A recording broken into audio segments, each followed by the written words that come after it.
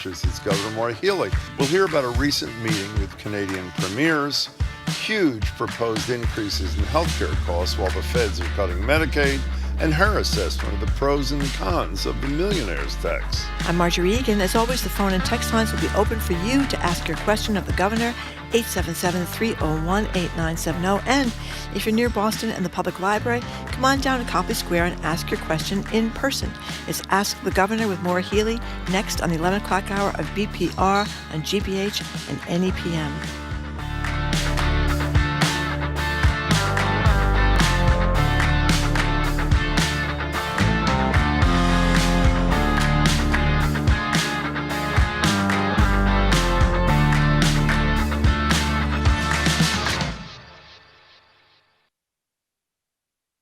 Live from NPR News in Washington, I'm Corva Coleman. President Trump met with reporters at the NATO summit in The Hague. He's praised other NATO leaders for agreeing to significantly hike their defense spending. Each country is to boost spending by 5% of their GDP every year. These hikes are to start within a decade, although Spain has suggested it may not do this. Trump also says the U.S. strikes on Iranian nuclear sites last weekend brought an end to the Iran-Israel war. He says the U.S. destroyed one Iranian site, although a preliminary report on damage isn't yet clear. Now, this is also Iran made the statement, and it's also, if you read the document that was given, that Pete can talk about if you'd like, the document said it could be very severe damage, but they didn't take that. They said it could be limited or it could be very severe. They really didn't know, other than to say it could be limited or it could be very, very severe. Trump said U.S. officials would speak to Iran next week. A monthly poll by the American Psychiatric Association finds a majority of respondents believe climate change is hurting people's mental health. As NPR's Ritu Chatterjee reports, the poll also found younger respondents were more likely to recognize that than older adults. The poll surveyed more than 2,000 adults across the country. 55% of those respondents said they believe climate change is adversely affecting Americans' mental health. More than 40% said they were personally affected. 1 in 3 said they worry about climate change on a weekly basis and that it's a significant source of stress for them. 18 to 34-year-olds were significantly more likely compared to those 65 and older to report that they feel personally affected and feel anxious about governmental response to climate change. Parents were also more likely than non-parents to report the same. Only 4% of respondents said they don't believe climate change exists. Ritu Chatterjee, NPR News. Most results are in from New York City's Democratic primary for mayor. Former New York Governor Andrew Cuomo has conceded to State Assembly member Zohran Mamdani. NPR's Sarah Ventry reports Mamdani's campaign galvanized support, particularly among young New Yorkers. Mamdani campaigned on issues of affordability. He promises a rent freeze for those in rent-stabilized housing, the elimination of bus fares, and even a network of city-owned grocery stores. In a speech to his supporters after Cuomo's concession, the 33-year-old Democratic Socialist said, "A life of dignity should not be reserved for a fortunate few. It should be one that city government guarantees for each and every New Yorker." Once confirmed as the Democratic nominee, he'll face off against Republican Curtis Sliwa and sitting Mayor Eric Adams, who's running as an independent, in the November election. Sarah Ventry, NPR News, New York. On Wall Street, Dow Jones Industrials are down about 63 points. This is NPR. Good morning. With the latest from the GBH newsroom, I'm Henry Santoro. A shooting outside BJ's Wholesale Club on Route 1 in Denham has left 1 dead and 1 wounded. According to a statement from the Norfolk District Attorney's Office, Denham police and fire departments were dispatched to the BJ's parking lot shortly after 3:30 this morning after receiving multiple 911 calls. A statement from the Norfolk District Attorney's Office says the initial investigation revealed 2 individuals suffered gunshot wounds. One was later pronounced dead at an area hospital, the other still being treated. An investigation is underway, and anyone with any information is asked to call the Denham Police or the Mass State Police tip line. Harvard Kennedy School is laying off staff today. From our higher ed desk, GBH's Kirk Carapezza reports the grad school relies heavily on international students and their tuition dollars. More than half of Kennedy School students come from abroad, making it especially vulnerable to Trump's crackdown on student visas. In an email to faculty and staff, Dean Jeremy Weinstein cites unprecedented headwinds, including international enrollment, deep cuts to federal research funding, and a proposed hike in the endowment tax on wealthy universities. No word yet on how many will be let go. Kirk Carapezza, GBH News. In sports, Red Sox and Angels wrap up their series this afternoon in L.A. First pitch is at 4:10. And the forecast, another hazy, hot and Henry day today. Sunny sky, temperatures in the low 90s. This is GBH News. Support for NPR comes from NPR stations. Other contributors include the Council for Interior Design Qualification, whose certified designers work to protect occupants through the design of code-compliant and accessible environments. Learn more at cidq.org/NPR.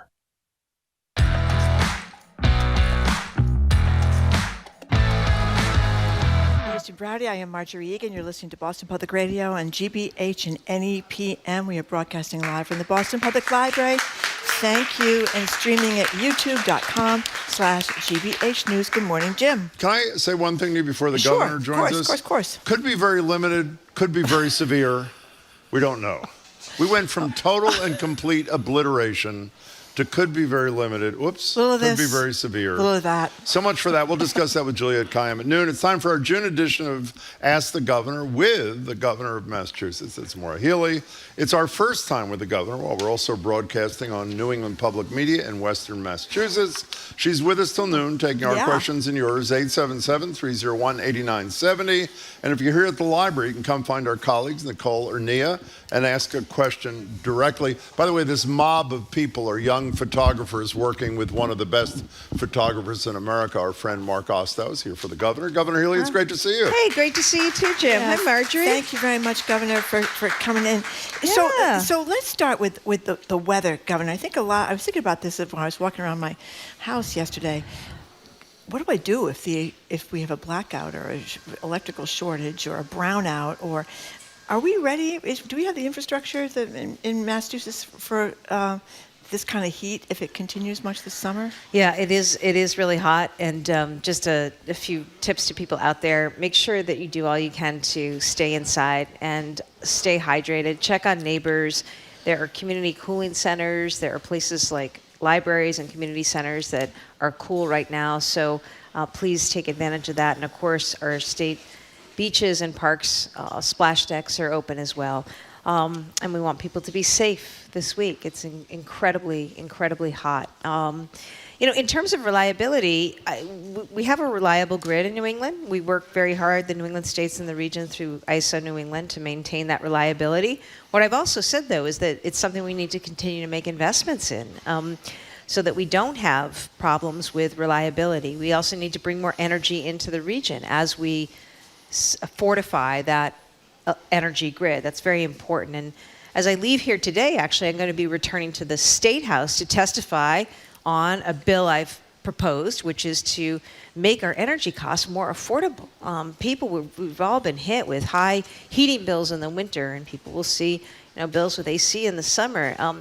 But heating bills, electricity bills, we've got to do everything we can as a state to drive those costs down for our residents and for our businesses. I propose legislation to do just that. And when I leave here, I will be back on Beacon Hill testifying in support of that. And by the way, nuclear is part of the mix that you're looking for. Am I not right Sure about is. that? Yeah. Yep. Have you always been pro-nuke, or have you changed with the times, as many people have? Well, I think you've got to, have the conversation about what nuclear looks like today. And nuclear today is different than, some of the specter of 3 Mile Island and what we grew up with. And I grew up actually in the shadow of Seabrook Nuclear Power Plant. Today we have, the potential of small modular nuclear production, and there are places that are bringing that online.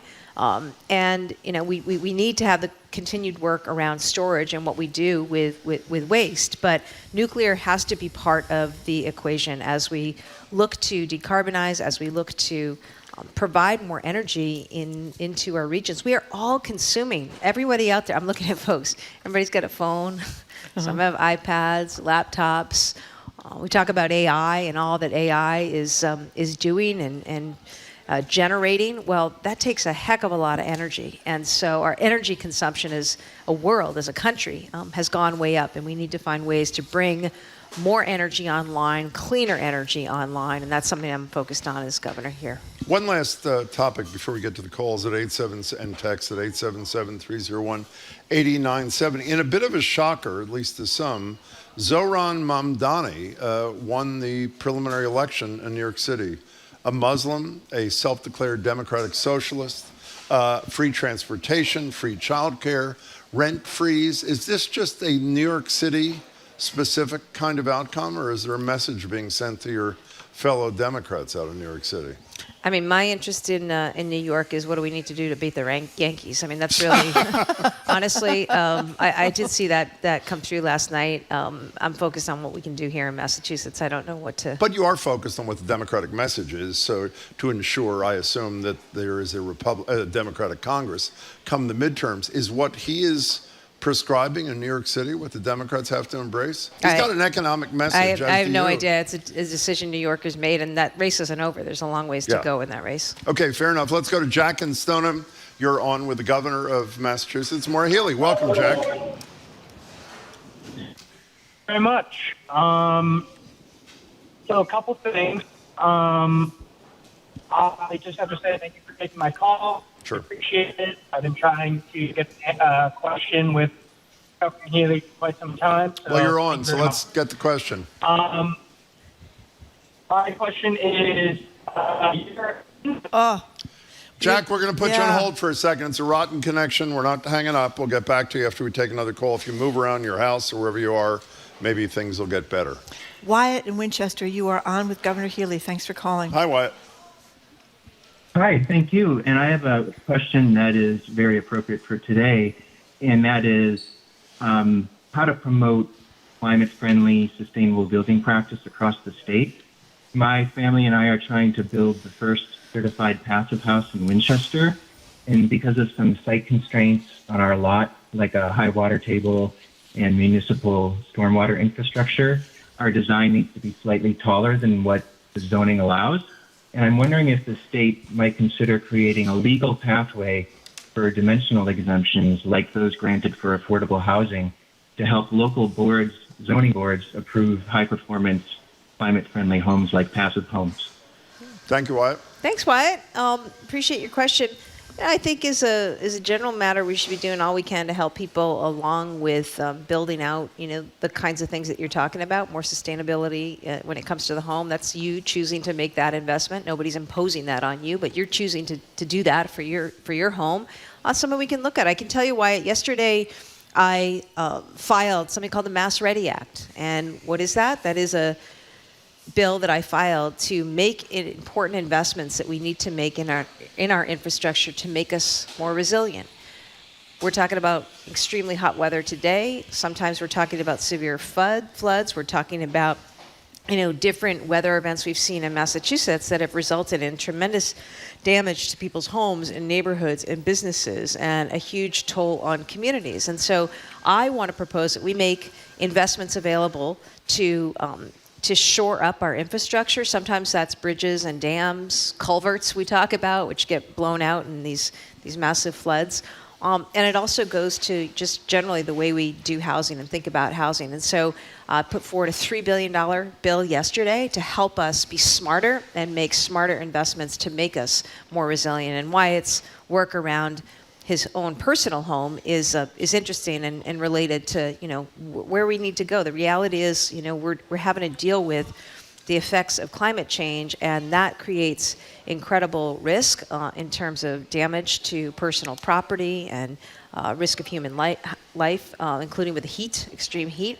And so we need to be really forward-thinking about all of this. Wyatt, thank you for the call. That was one of the issues that we heard post the election, that one of the problems in blue states is that not only is it really expensive to do everything in a lot of blue states, but the regulations are really stifling, and that we need to loosen up a little bit so we can build more housing faster. You think there's legitimacy to that criticism? Of course there is. And, I actually met Ezra Klein and Derek Thompson a few weeks ago, and we had a good conversation. I said, look, I subscribe to the abundance theory, that we need to be building more. And I said, you know what, Massachusetts, as a governor, that's what I'm doing day in and day out. I mean, look at what I'm trying to do with housing. We're trying to bring more housing online as quickly as possible. What am I doing to do that? We're doing office to residential conversions. We're looking at old mills and converting those to residential properties.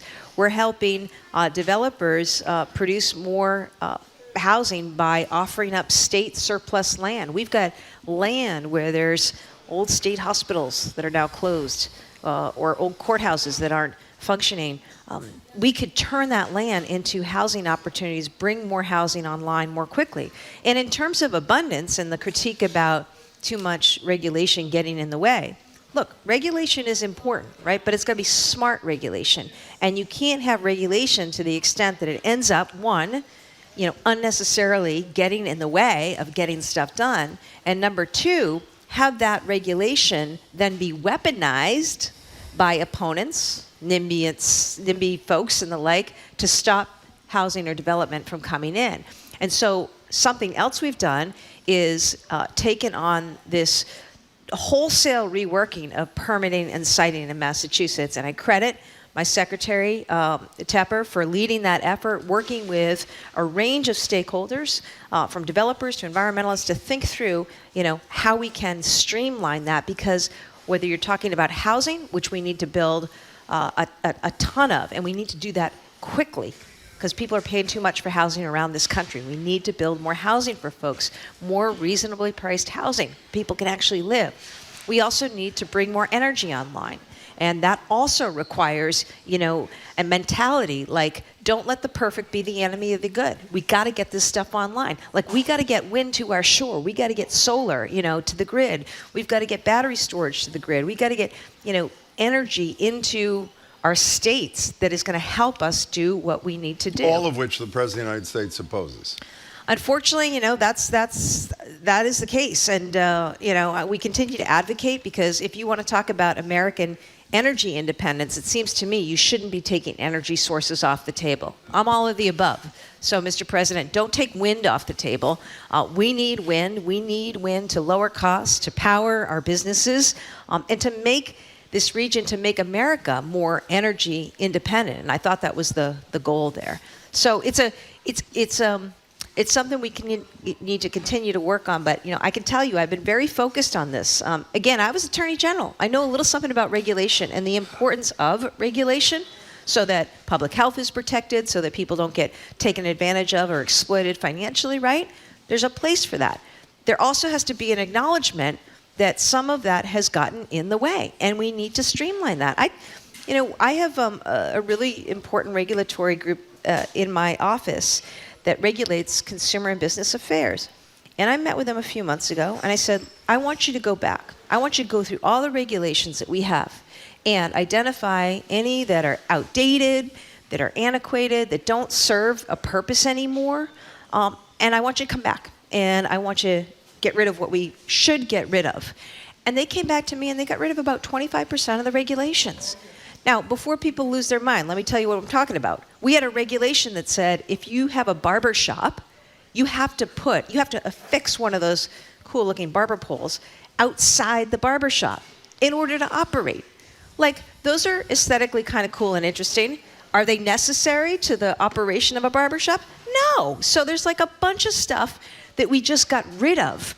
We need to make it easier to do business. We need to find ways to bring down the cost of living for folks. And we should embrace new and innovative ways to get there. And as governor, I can tell you, that's my charge to the teams every single day. And they are, they're absolutely answering the call. Before we go back to Jack from Stoneham, who apparently is okay, while you were speaking about growing up in the shadow of Seabrook, a former federal judge, Nancy Gertner, texted the show and said Healey's parents provided the headquarters for the Seabrook nuclear power plant demonstrators, whom I represented. Healey herself was 6. Do you remember any of that? I do. Let me just clarify. My dad was a selectman. I grew up on a farm in New Hampshire, about 40 acres, and I remember when the Clamshell Alliance folks were coming through, my dad let them camp out on the property. I don't know if I was 5. I don't know if I was 6. It's an interesting time there. Yeah. So your mom's okay with your new position, with your position on nuclear? It's not a new position. Well, your position. Yeah. Good. By the way, it's my mom's birthday today. Happy birthday. Happy birthday, Mom. 81 years young, and I don't know if she's tuning in or not. She was at church this morning and out and about doing all sorts of things. Yeah. Let's go to Jack in Stoneham again. We're going to try you a second time. Welcome back. Hey, thank you very much. Sure. So my question is, Governor Healey, your inaction has shown complicity with ICE and the Trump administration. When will you stop sitting on the fence and protect immigrants in Massachusetts?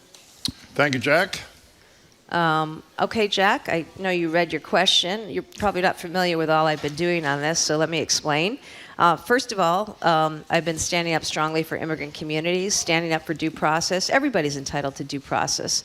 And also what I've said, as somebody who is Attorney General and put away a lot of bad guys, I thought what the Trump administration was doing with immigration is going after, that the promise was, let's take people who are violent, who are criminals in our communities off the streets, right? And we all want that. We all want safer communities. But what I've spoken out against is just the indiscriminate cruelty that we've seen with so many people who are paying taxes, working jobs, raising families, living and contributing to our communities for 5, 10, 15, 20 years taken away. And it's wrong. I had young Marcello from Milford, Massachusetts, who was the young high school student, a junior, honor student on his way to volleyball practice, picked up by ICE, detained for 6 days without any justification, without any reason, having not committed any crime and no suggestion of that, and yet was subjected to, a terrible fate, right? And he was released, and Marcello came, and I wanted to spend time with him and to hear about what he had gone through. My call to the administration continues to be, this is the time for comprehensive immigration reform. You got the presidency, you got the House, you got Congress. Let's get a sensible path to citizenship for people, who are working and living here and doing things right.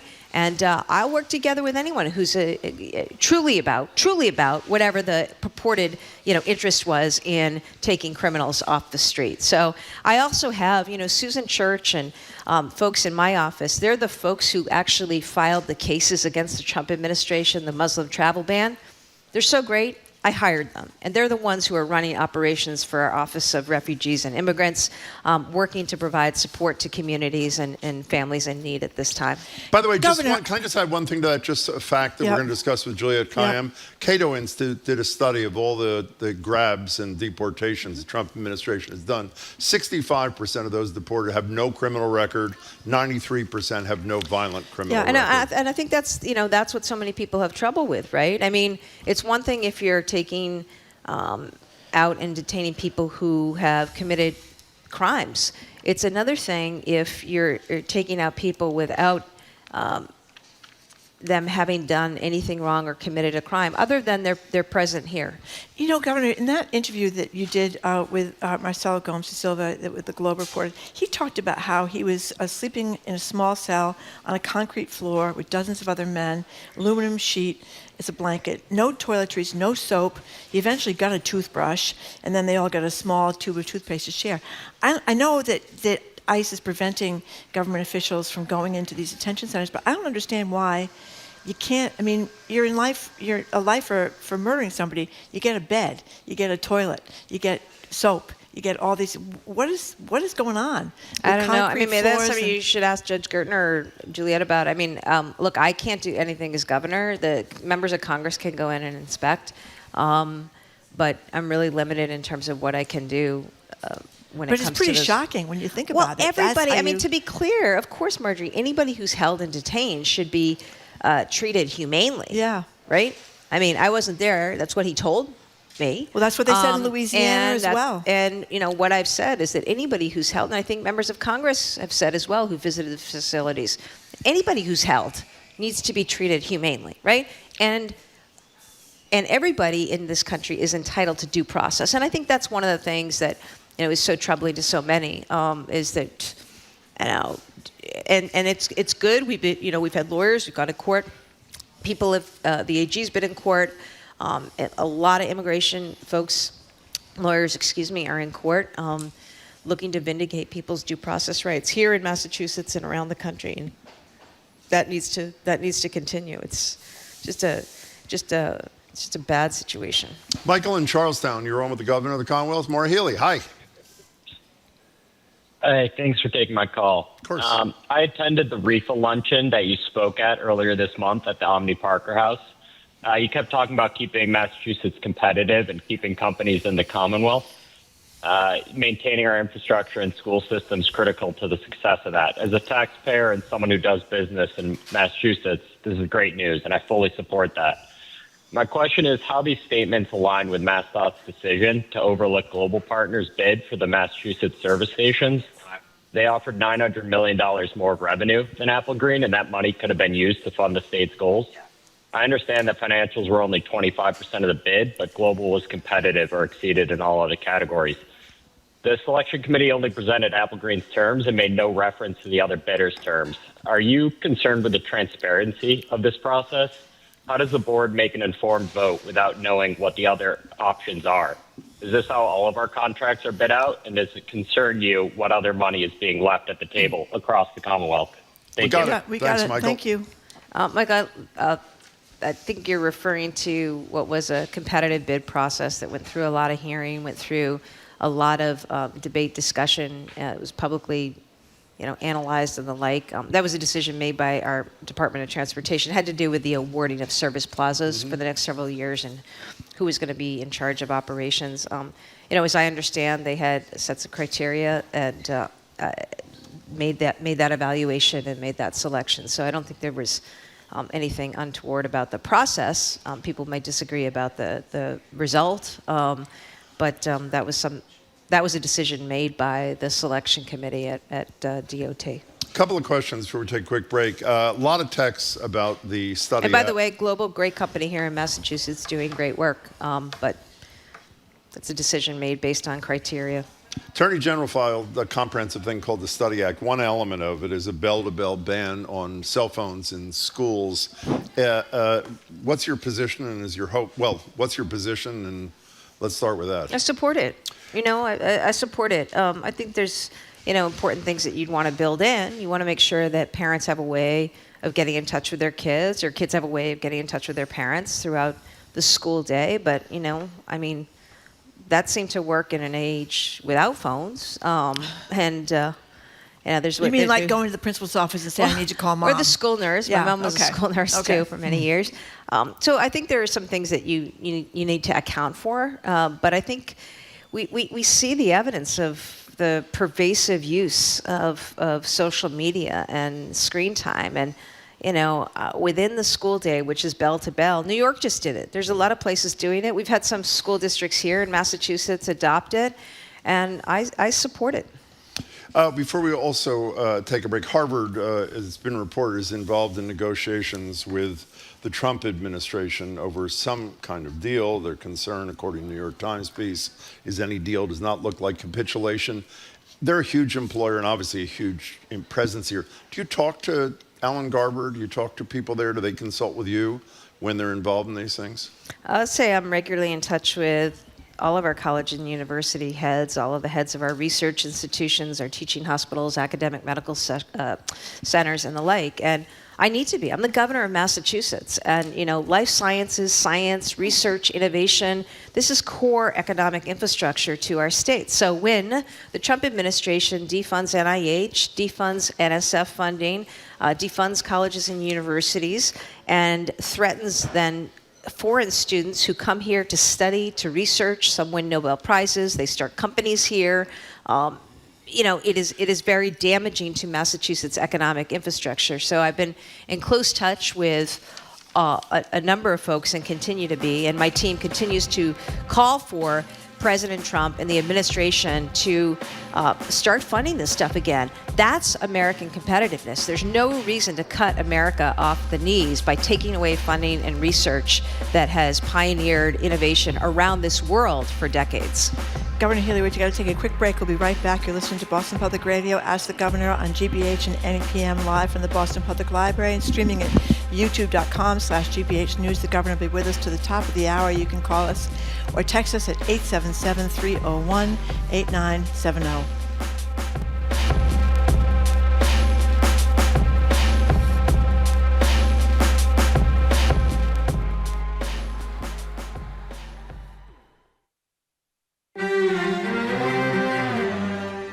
Hearing someone speak is one thing, but really listening, that requires something more. To let the whole of us listen to the whole of them, to share something far more authentic so that at the end of it, they feel heard.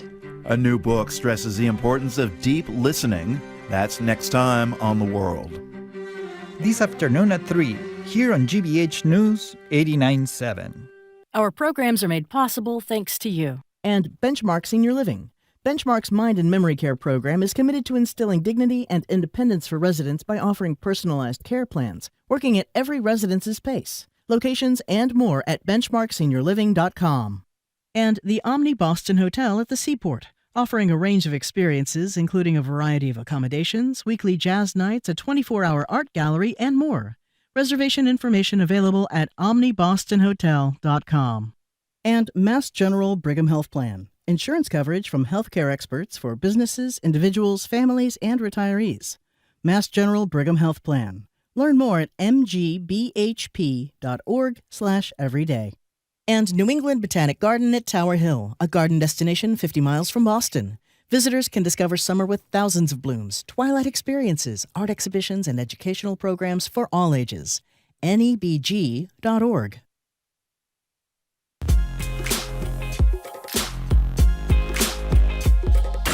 Welcome back to Boston Public Radio, BPR and GBH and NEPM. Jim Browdy, Mardregan, live at the library, streaming at youtube.com/GBH News. If you're just tuning in, we're live with Governor Maura Healey for her monthly Ask the Governor visit. If you want to talk to her or text her, you call her or text her at 877-301-8970.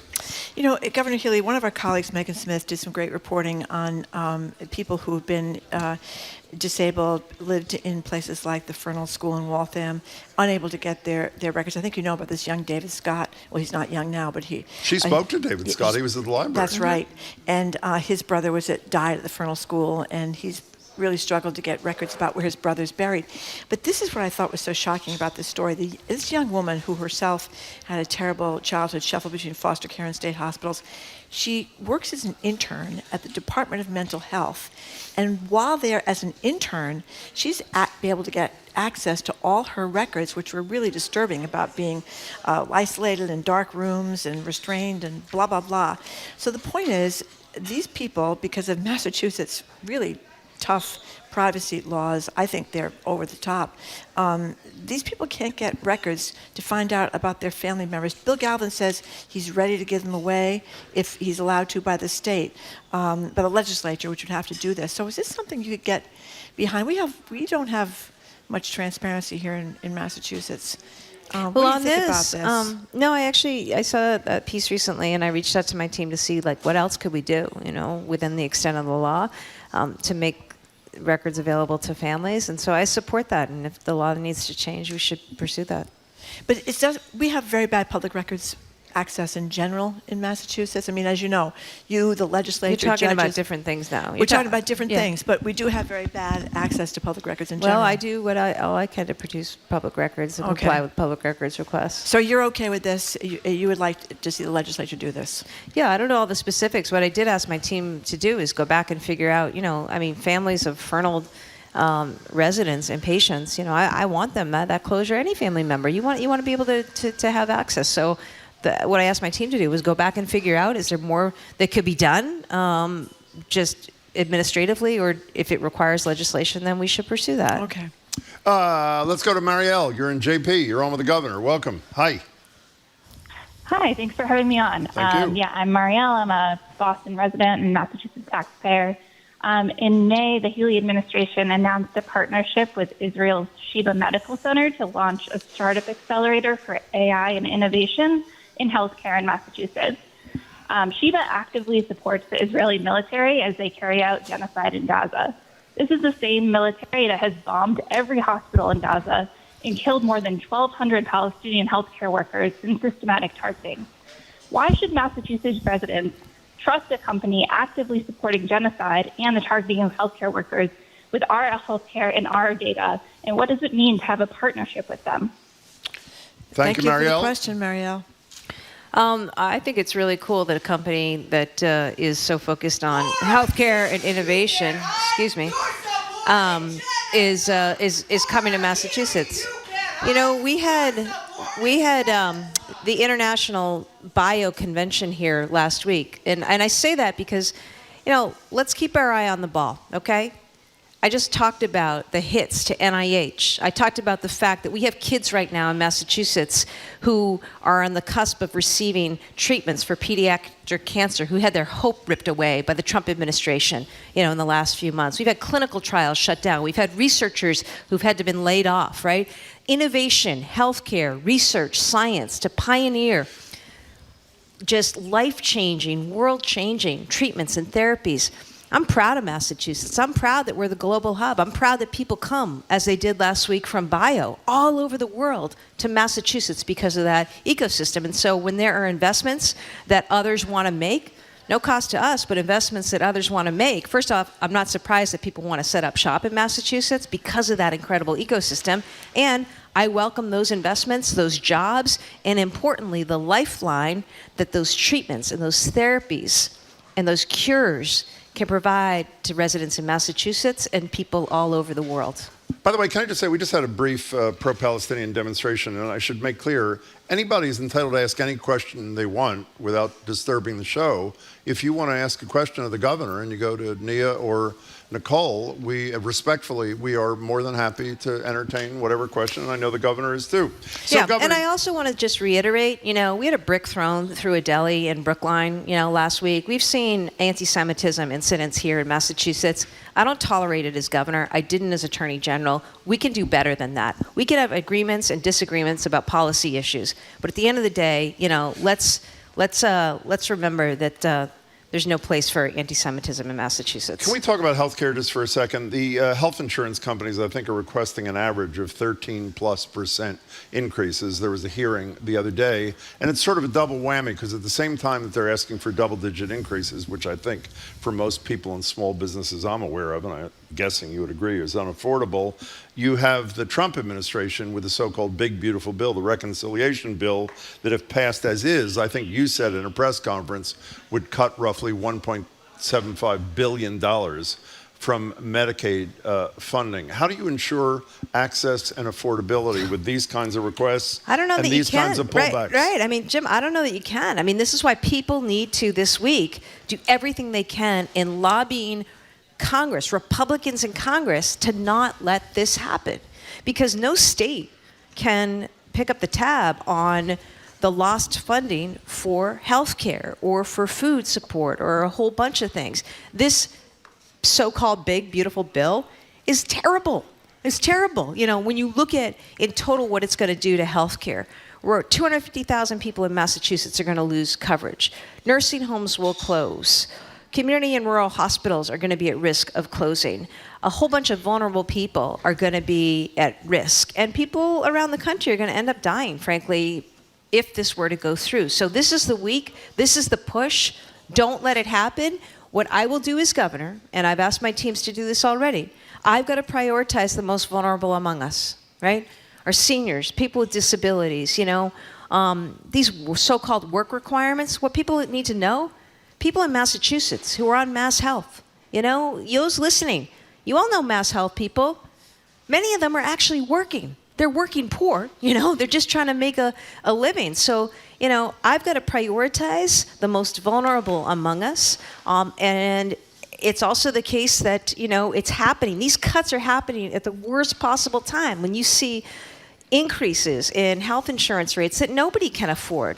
And so, you know, it's a really bad situation, and this is why we need Congress to stop this from happening. What are you doing about the request for the 13.4% average increase? My commissioner of insurance is looking at that now. I've already signaled I'm going to do everything that I can, though, to not add to people's bills, whether they're folks at home with premiums or businesses. I mean, this is the single biggest expense when you talk to employers of all sizes right now. We've got to find a way to rein this in. I've also said it's not just one entity's problem, okay? You can't just blame the hospitals. You can't just blame the insurers. You can't just blame, others. It's going to require everybody to come to the table because, Massachusetts is not different. We have the best health care in the world. But around this country, the way we've financed and funded health care it doesn't work, right? These costs are growing all over the country. So what I want to propose is something different in Massachusetts, a partnership, a working together. How can we innovate and do things to rein in those costs? That's what we've got to focus on, and I want to work in partnership with everybody, all the stakeholders, on doing just that. We had a texter from a while ago who was texting from Truro, a 1,200 square foot Cape, complaining that his house insurance had gone up. And I think this is one of the things that's going to keep happening with climate change. I don't know how close this gentleman is to the water in Truro. This is Rick, but it went up $900 last year. He's complaining about it. We're all going to be in this boat, even if you're not Literally. on the water. Yeah, literally.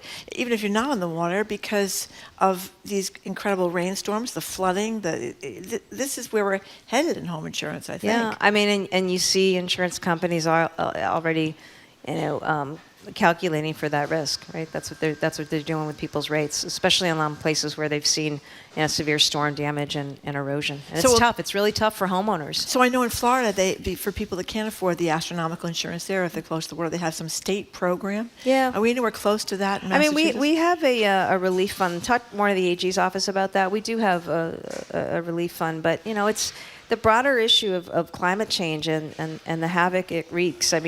On communities is real. That's why at the outset I was talking about that bill yesterday that I filed, $3 billion that we can plow into more investment in more resilient infrastructure, right? So that our water systems don't collapse and get overburdened. Septic, and sewer systems, waste treatment. The work that we need to do around shoring up infrastructure so that it doesn't get blown out, the next time there's a storm. I'm talking bridges, dams, culverts, that kind of stuff. These are the things that we need to invest in, helping farmers across Massachusetts, get the kind of equipment and infrastructure they need to continue to operate successfully. Derek and Lynn, you're on with Governor Maura Healey. Hi. Hi, thank you for having me. Thank you. Governor Healey, I really appreciate you just for talking about it, your emphasis on equity and expanding mental health access in Massachusetts, and I think those goals matter to all of us here. I'm a licensed independent clinical social worker with 12 years in the field. I've also personally struggled to help a loved one navigate the mental health system, so I know how vital DMH case management is. Since February, case managers have been facing layoffs from your budget proposal and are still doing really incredible work serving some of the most vulnerable people in Massachusetts. You just said you want to prioritize the most vulnerable among us, which is why I'm so confused and personally saddened by these proposed cuts. We had nearly 100 legislators supporting an amendment in the House to protect these vital services. Will you support keeping these protections in the final budget and turn your words into some real action here in Massachusetts? Derek, thanks for the call and thanks for the work that you do in this field. I said for a long time, when it comes to healthcare, I think that where we need to be leaning into as a state, frankly, as a nation, primary care and mental health. These are things that we need, and we need more mental health providers. Over the years, reimbursement for mental health has been disproportionate to what it's been for medical, physical health, and as a result, we have a dearth of mental health providers. So that's my first point. I'm always going to be a champion and supporter of services when it comes to mental health. The second thing is around the budget that you speak of. I'm not cutting mental health. I'm not cutting mental health. In fact, our mental health funding has only increased during my time as governor.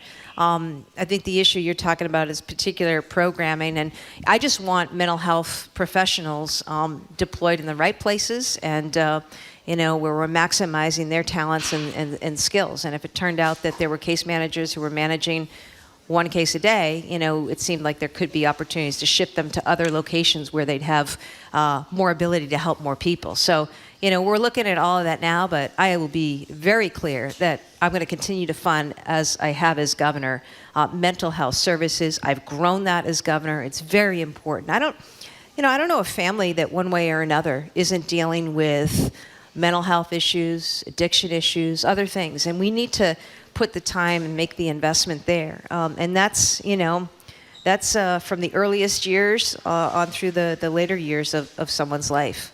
And it's another reason why, the big, beautiful bill is so devastating. I mean, how many people are receiving Mass Health, receiving these services? We just can't afford to have cuts in this area.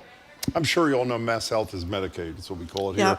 Governor, you were at a Globe Tech Innovation Summit a week or so ago, and Josh Miller from the Globe asked you about the millionaire's tax and whether you'd oppose any effort to repeal it. It's obviously a constitutional amendment. You said, quote, "No, I think we need to evaluate what's going on. I want to see the numbers. I just want to see what's happening in terms of any potential out-migration." I think the next day you went to the State House News Service and said you actually were not supportive of trying to undo it.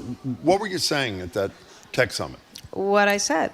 I mean, this headline, I don't know how they characterized it. I don't think, I mean, that was the issue. But let me tell you this. Here, what I said is that I think, first of all, any revenue we're getting from the surtax needs to go towards transportation and education. That was the bill I signed yesterday, and I'm proud of the investments that we're making, huge investments in literacy, in early college, where you can be in high school and go to a community college or one of our state colleges on the side and get credits to college. High dosage tutoring we're going to be able to do now in the state, where young people, K to third grade, actually have the opportunity to get high-dose tutoring every day, one-on-one, that's going to really deal with particularly some of the gaps and learning loss through COVID. Important investments on transportation. We're going to be able to stabilize the T's financing for the first time in decades and plow a lot more money into roads and bridges and our regional transit authorities and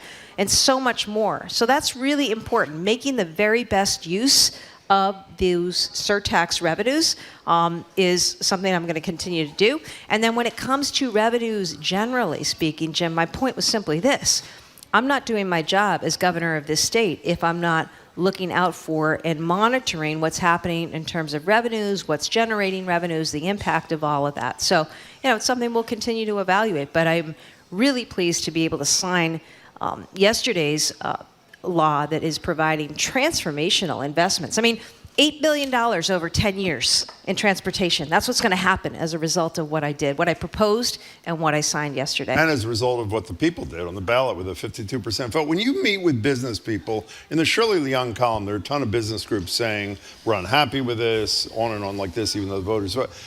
And you then explain to them, which I guess they don't understand, that the things they care most about, a good, efficient transportation system and high-quality education, is funded in huge part by the tax they oppose. What do they say? I think that, businesses, like all residents, frankly, and taxpayers, want a return on their investment. And I think fundamentals to business, I've heard very good feedback in my administration's real intentionality and focus on making smart, strategic investments in transportation and in education.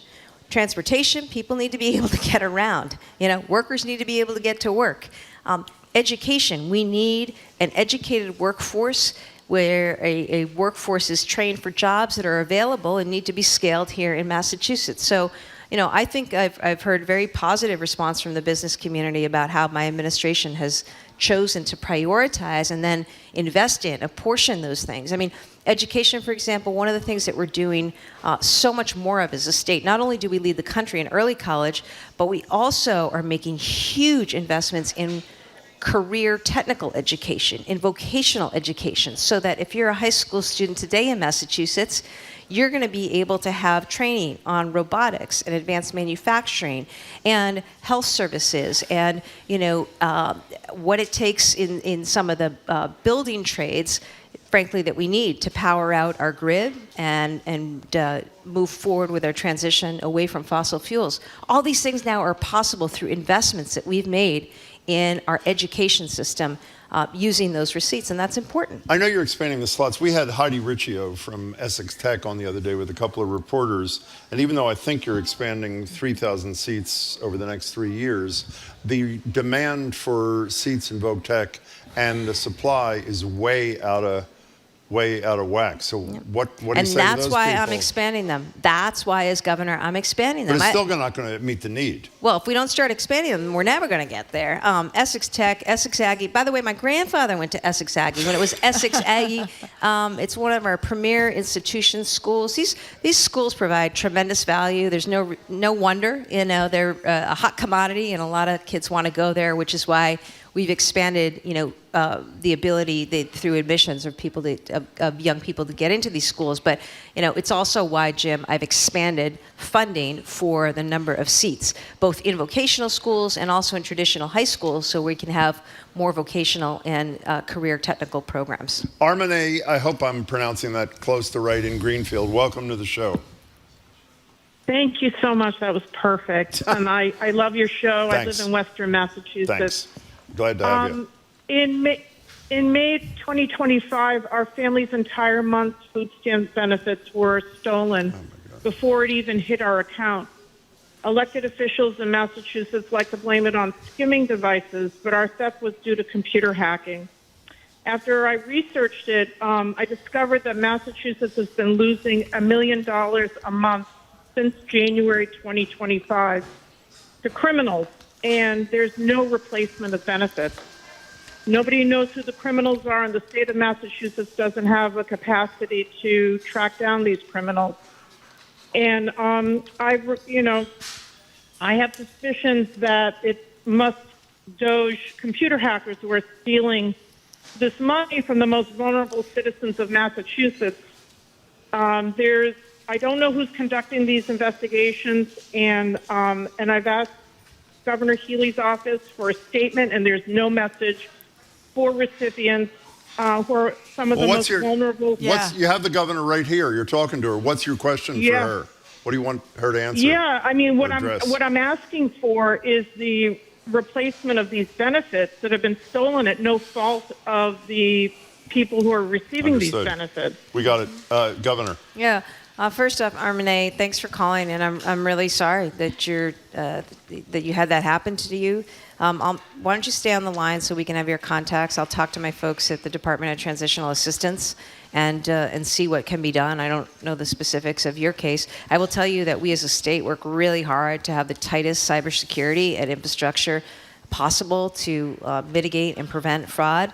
Some of this, you do point out Doge. I mean, we've had a big problem with Doge and its impact on these programs. SNAP is a federal program, right? It comes to the state. And, we've had a lot of problems at different points over the last 5 months with, funds coming through to beneficiaries, to recipients here. And, I don't know if it's because they fired too many people or messed around with the systems. I don't know, but it's something that we're working. We certainly want to work with anyone and everyone on to make sure it's made right. So stay on the line, Armine, okay? We'll put you on hold. We'll get your contact is information. Correct, $1 million a month? I don't know anything about that. No, I have not heard that either. I haven't heard that. Okay. And I know we work really hard on program integrity to the extent it's within our control as a state. I can't control what the feds do. But Governor, we only have a couple minutes left. You met with, I think at your invitation, a couple of premiers from Canadian provinces, a couple of governors. I assume the New Hampshire governor was too busy to attend. Was she there? She sent a representative. Oh, she did? Oh, good. Okay. Yeah. What came out of that? So, a few months ago I said, hey, the tariffs and what's going on with Canada, it's just no good. And I want to reach out to my governors in New England. I also invited the governor of New York, and we had she was there, right? Hochul? Yeah, Governor Hochul was there. We had Governor Scott from Vermont, a Republican, so it was bipartisan. So we had all the New England governors there are represented, and the New York governor, along with, we had about 6 governors from Canada, including Doug Ford in Ontario and everybody east of that. And the point was, let's have a conversation. The ties between the Northeast, Massachusetts, the Northeast, frankly, America, and Canada are so deep. They're cultural, they're economic, they're familial. My grandfather family came from Newfoundland. Let's have them here and say, hey, Massachusetts, New England, the Northeast, we're open for business, okay? So, continue to come here as tourists. We welcome you, we support you. It's terrible what President Trump is doing and this outrageous, discussion about 51st state. We know you're hurt, and they are hurt. They're angry, right? But it was to say, hey, we're not like that. We're not of that. You're our friends, you're our allies. We had a good conversation about trading relationships, about continuing tourism, which has taken a hit. I mean, Canadians, there were no school trips coming to America this year, including to New England. I grew up waitressing at Hampton Beach, and you see how things have dropped. Hampton Beach, Old Orchard Beach, down the Cape as a result of the loss of Canadian tourism. So this was a moment to say, hey, we're with you. Let's work together. and do all we can. You know, the lumber. I want to build housing. The lumber that we get, the softwood that we get for housing, that comes from Canada. You know, the estimated impact of tariffs on energy costs alone for New England is $2.5 billion. That's what Trump has done. He's raised our energy costs by $2.5 billion through his tariffs. It's insane, right? The loss of tourism, whether you're talking my home state of New Hampshire or anywhere else, we've lost tourism between 20 and 60%, you know, between New England and New York. So this has got to stop. The good news was, aside from them giving me a hard time about Brad Marchand, which was a little painful because we lost him. He's Nova Scotian. You know, these are great people, great colleagues, and we're going to continue to find ways to work together. You know, I just want to mention that previous caller, Jamie, did some research. EBT card skimming is soaring. Mass lawmakers are filing bills to reimburse victims. The Department of Transitional Assistance tells Boston 25 News cases of EBT skimming. They have surged. SNAP benefits skimming has surged. So I guess it's a real huge problem. $1 million a month is needed to cover up these rip-offs. So that's that's a lot of money. Yeah, and it'd be nice to have some federal help with that. It'd be nice if Elon Musk and the technologists worked for good and found ways to, instead of ripping us off with crypto and all the other nonsense and ways they're finding to line their own pockets. It'd be nice if they actually went to work on behalf of the American people. We can call Big Balls. He's resigned. Apparently, he's back at Northeastern. We don't know if he's back at Northeastern or not. But he was in Doge. He's no longer there. We're all going to miss him. Notice the governor's not responding to that one. No, but you know what? It's Are we closed now? Are you trying to wrap me up? No, we're not. Oh, good. I didn't know. Okay. No, okay. You thought Big Balls was a closing question? I hoped it wouldn't be. You hope you were, exactly. Okay. Governor, it's good to see you. Thank you for your time. Oh, now you're closing. Now we're closing. Okay, Jesus. I just want to say, take care of yourselves this week. Kids are out of school. You know, good luck with all that and camps and, you know, staying safe. Look after one another. And, you know, as we've got work to do in the state, okay? But I'm going to get back to the State House now, testify on lowering energy costs. We're going to drive more housing. We're going to continue to improve transportation. Remember, Massachusetts, we're #1 for education, innovation, healthcare. We've been ranked the best state to have a baby, raise a family, best state to live if you're a woman, and 3 years post-Dobbs, yesterday, reproductive freedom is non-negotiable. So that's, you heard it from me, and we're going to get back to work. Good to see you, Governor. Thanks for your time. Thank you very, very much for taking the time to be with us. We really appreciate it. Governor Healey comes to us every month and answers our questions and yours. Okay. We're going to continue here in Boston. For those of you listening on NEPM, thank you very much for tuning in. You can also tune into the fabulous 413 starting at 3 o'clock this afternoon.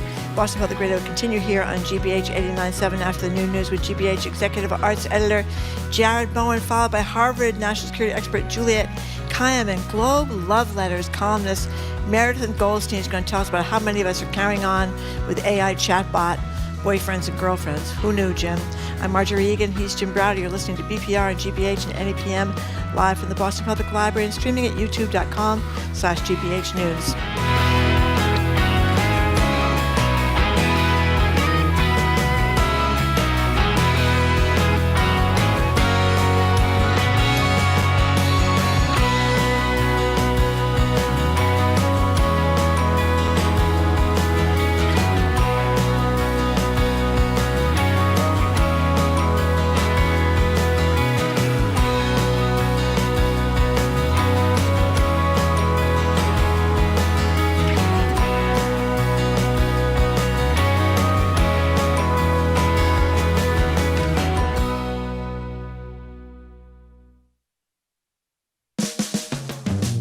You're listening to Boston Public Radio with Jim Browdy and Marjorie Egan.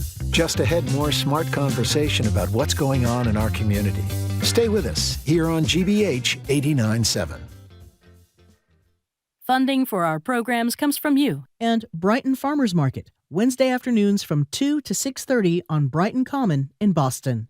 June through October, featuring a variety of local foods, farm fresh produce, children's activities, and live music. What are the secrets behind the grocery shelves? Explore how supermarkets have reshaped lives and the planet from New York to rural Thailand. Catch a new episode of Human Footprint tonight at 9 on GBH2. You're listening to 89.7 WGBH HD1 Boston. Online at gbhnews.org. GBH News. What matters to you?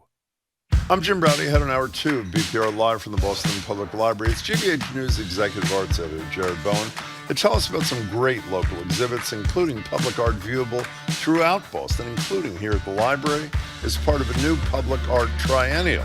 We'll also try to figure out how art thieves in Southern California managed to get away with 2 sculptures weighing in at 3 tons. I'm Marjorie Egan. Just days after Donald Trump used the word obliterated repeatedly to describe Iran's nuclear program after the United States attack, new intelligence from the government itself suggests actually not so much. We'll check in with national security expert Harvard's Juliette Kayyem, plus our 2 More Things segment.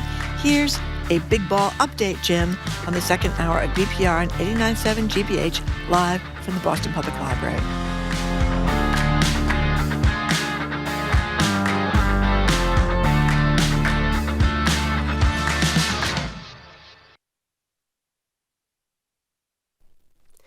Live from NPR News in Washington, I'm Kristen Wright. From the NATO summit at The Hague, President Trump further dismissed a preliminary U.S. intelligence damage assessment of American strikes on 3 Iranian nuclear sites. The president is still describing the impact as obliteration. As NPR's Tamara Keith reports, Trump is downplaying the risk of Iran restarting its nuclear program. President Trump said the U.S. would meet with Iranian officials next week, but he no longer sees urgency in pursuing an agreement with Iran to halt its nuclear ambitions. We may sign an agreement. I don't know. To me, I don't think it's that necessary. I mean, they had a war, they fought. Now they're going back to their world. I don't care if I have an agreement or not. The only thing we'd be asking for is what we were asking for before about we want no nuclear, but we destroyed the nuclear. A preliminary U.S. intelligence assessment found damage from the strikes may be less severe than Trump has described, but the president said it's too soon to have the full picture. Tamara Keith, NPR News. NATO leaders agreed to a new defense spending target of 5% of gross domestic product. The alliance says the increase is needed due to the threat posed by Russia.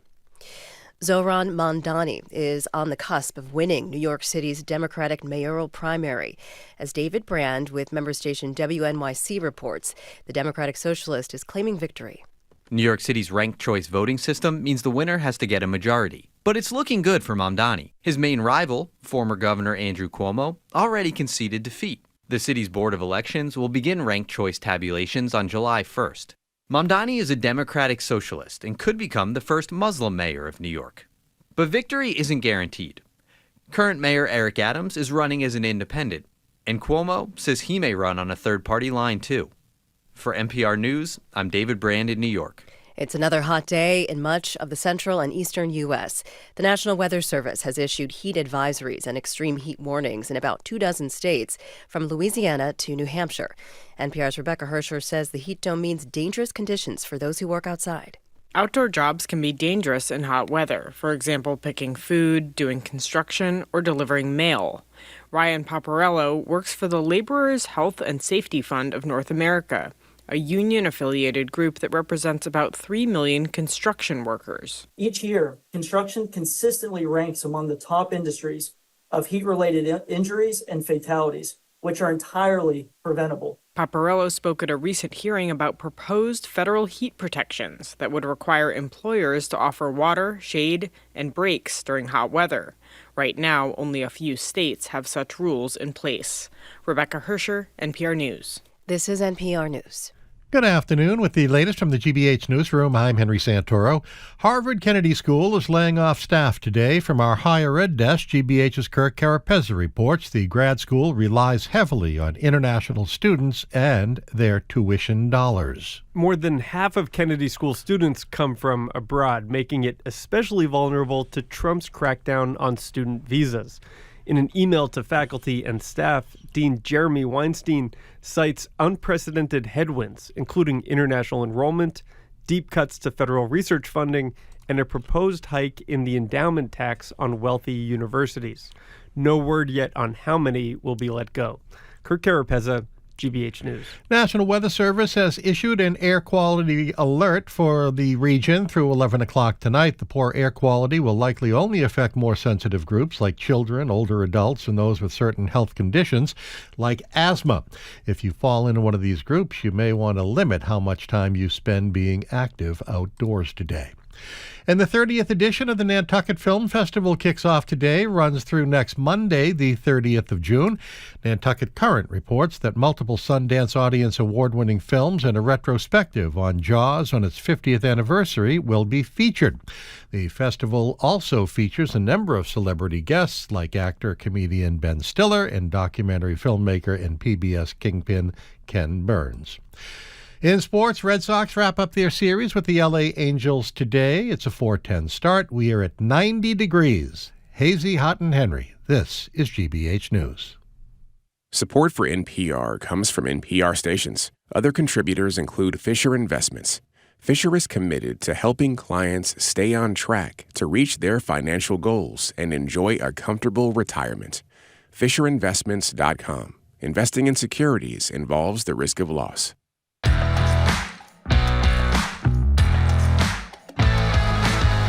Welcome to hour number 2 of Boston Public Radio. Jim Browdy and Marjorie Egan, thank you very much. We are broadcasting live from the Boston Public Library and streaming at youtube.com/GBH News. We're going to be back here on Friday, but we are not at the Boston Public Library next week because it's our July 4th break. We're going to be on vacation.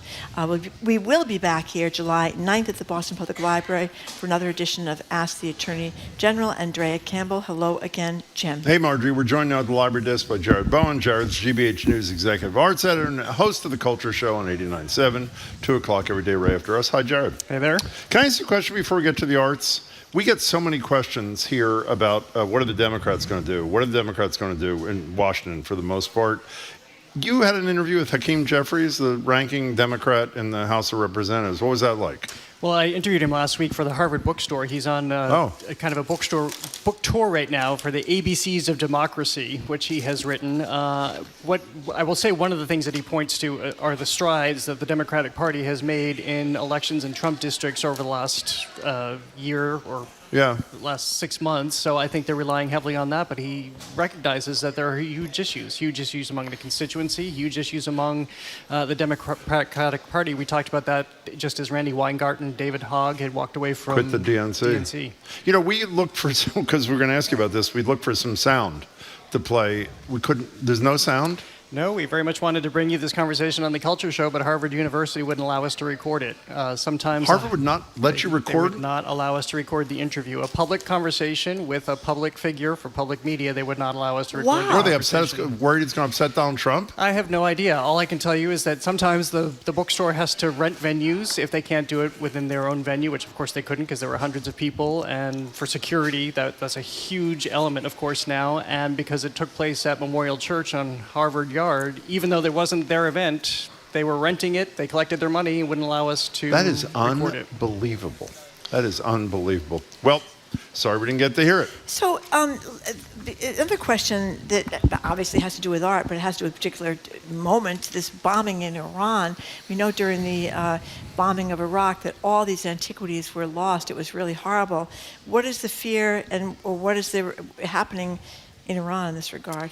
Well, as always in these situations, I think because we're talking about potential loss of life and major international security issues, the arts and culture issues get waylaid. But this is a country that, of course, is host to ancient civilization that still stands and ancient architecture. So the nuclear sites are within distance of a district called Esfahan, which goes back to at least architecture and design from the 16th century, the very late 16th century, some buildings even before then. So there was a lot of concern as the bombings were happening how it would affect those areas. It seems, what we're hearing so far, they're not affected. Oh, good. But even in Tehran, we saw the bombing of the state media building.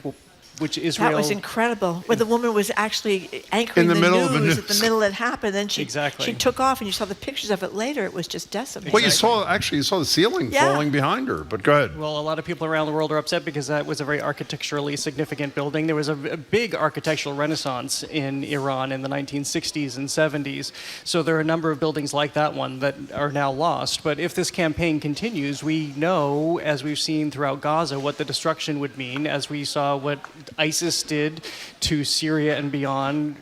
It's just always mind-boggling ISIS to did me. it on purpose. That went in there with hammers and stuff. Aren't there, because we they should didn't want ask- this legacy. I don't know if you know this, but if not, Juliette probably knows it in a minute. There are international laws around intentionally going after. You're not supposed to do it. But how well are these laws who's being gonna enforce upheld them? right now? Because in fact, what I was just talking about in this district, Esfahan, it is a UNESCO World Heritage Site. That this is where these world organizations gather, designate it, bring attention to it, educate people about it, bring funds to their preservation.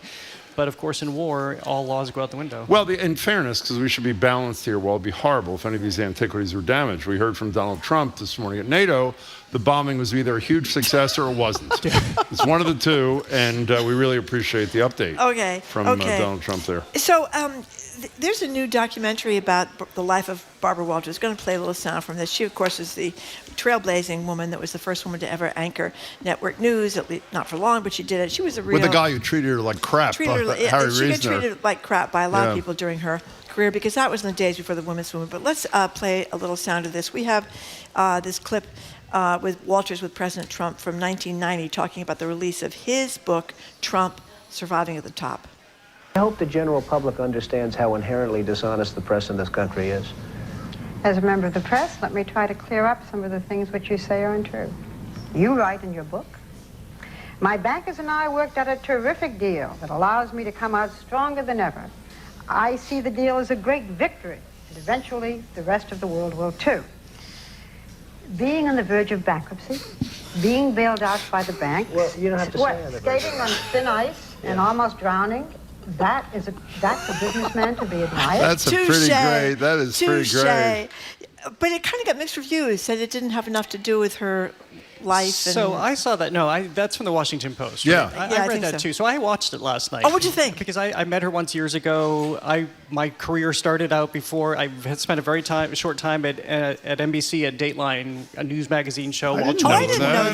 Yeah. Prime time. So, in fact, it was funny. The other day I ran into Katie Couric in our lobby. I still don't At know what she was GBH? doing there. Yeah. What was she doing So there? I don't know. I'm still trying to figure that out. But Maybe she's going to get our job, Jim. she was Well, at the you Today never Show when I was at Dateline, just as a little tiny peon, and so it was. But that was the heyday of that time with Diane Sawyer and Barbara Walters and Katie Couric and Connie Chung. In terms of all the women, That's Diane right. Sawyer, who were all leading these. So I was really curious to see this, and I had produced an interview with her once that Emily Rudy did when her biography came out. A woman who broke a lot of barriers But nationally of course, and I here mean, too. don't I should forget. I mean, say. she did. Speaking of Israel and Iran, I mean, she did Anwar Sadat and She did.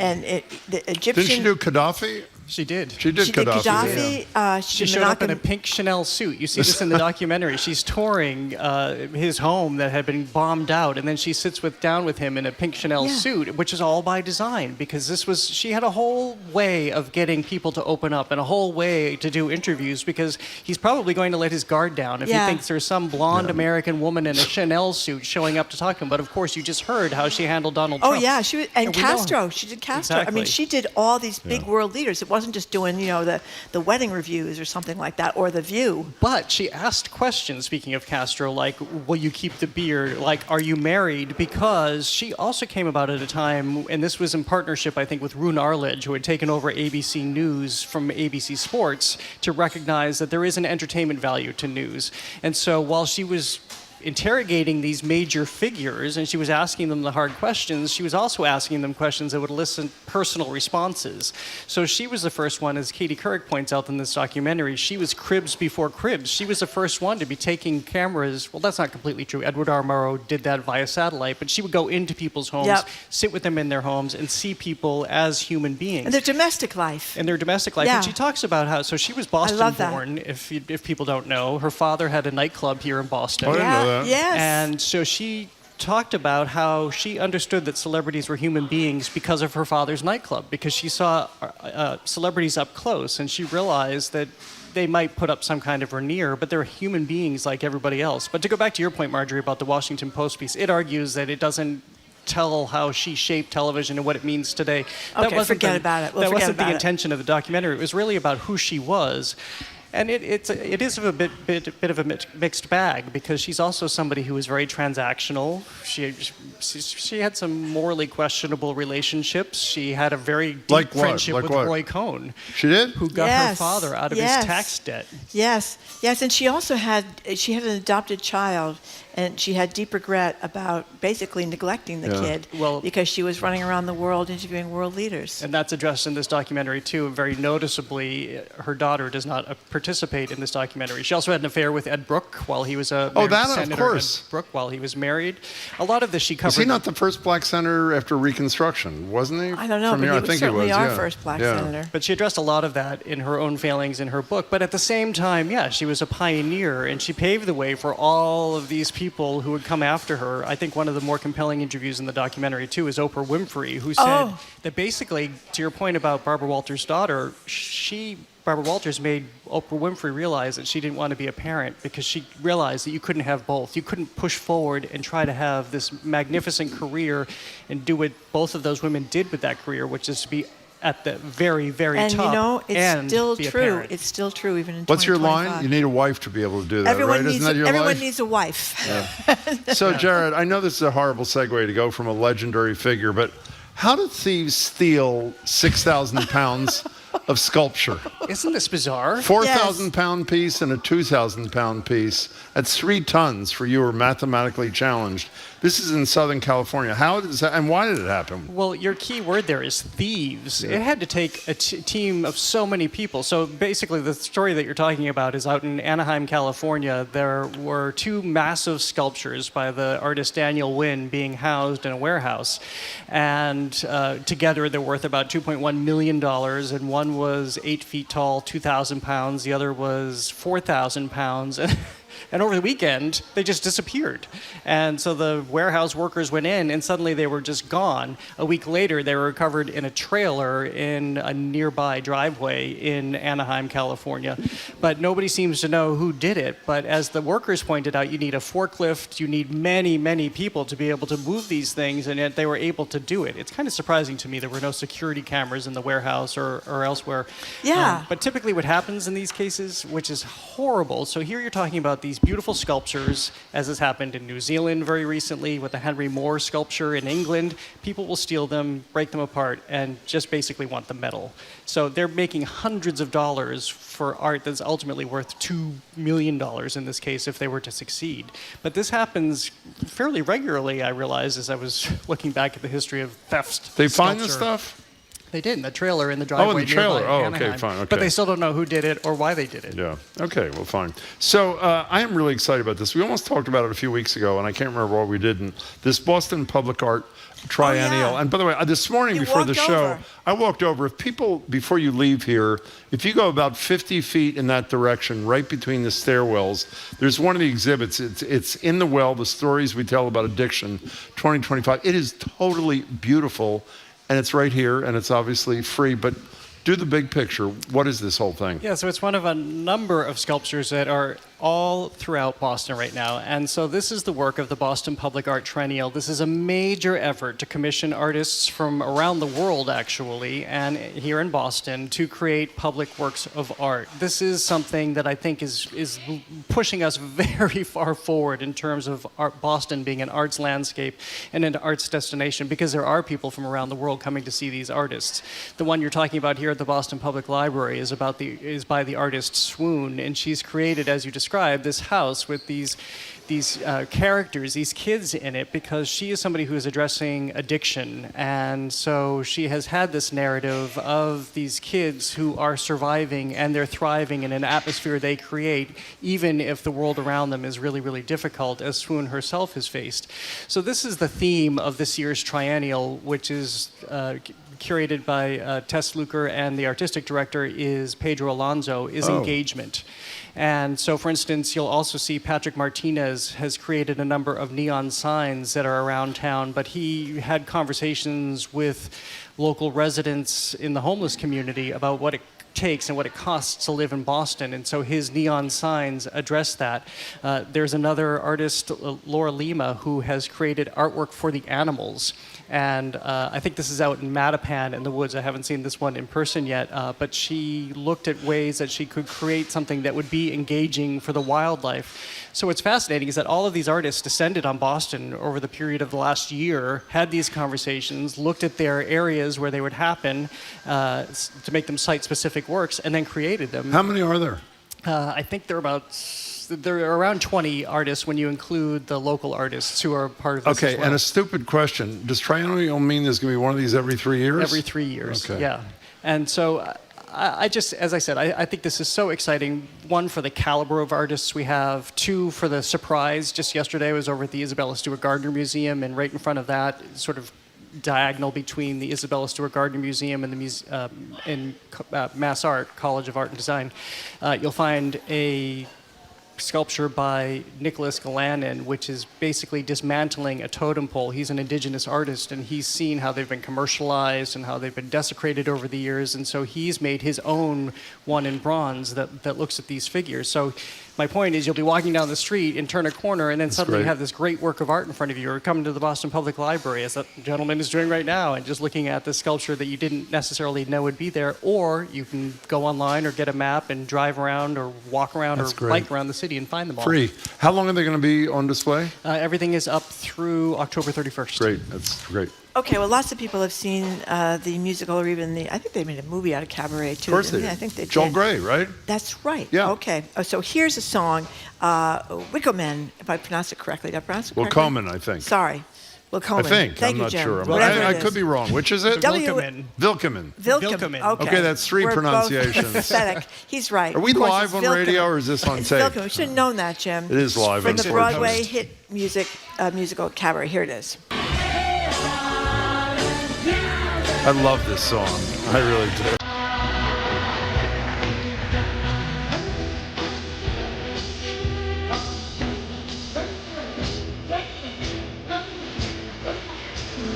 Is that your buddy Alan Cumming, this version? Yeah. Is that who is it? This version is very exciting. It's Orville Peck. Oh, who is also with you, right? We had him on the show. He's a country music singer, also known as the Gay Cowboy. He wears a mask when he's performing as a country music artist, but this is very significant. As he took on this role, he said, I'm an actor in this capacity. This is not about me, so you can see him without the mask. But this is major casting for him to step in the role. He follows Adam Lambert and Eddie Redmayne as the MC character. But it's also a very significant time to be seeing Cabaret, which is a show about the 1920s and this amazing time in Berlin where the arts can flourish and people can have a voice and there is a community together. And this is all celebrated at the Kit Kat Club until the Nazi regime begins to creep in, and you see how people do or do not deal with oppression coming their way and how they respond, especially to their community. And then what happens by the end of the show once this is set in and the Weimar era becomes such a distant memory. Where is this? So this is at the August Wilson Theater, and this is pretty cool, actually. So the last time I was in there was not too long ago, only about a year or two ago, to see Funny Girl with Leah Michele, and they have completely transformed this theater. So the way you enter, because they want to suggest that you're entering into the Kit Kat Club, you go in an alley adjacent to the theater, and you're walking by, this is not staged, this is real, you're walking by big bags of garbage that are laid out in the alleyway, and you kind of feel like you're sneaking in the back way to this club. And then I couldn't believe it. You wind your way around the theater now, and they have what they call the prologue. So there are all these different cabaret performances that are happening within the theater.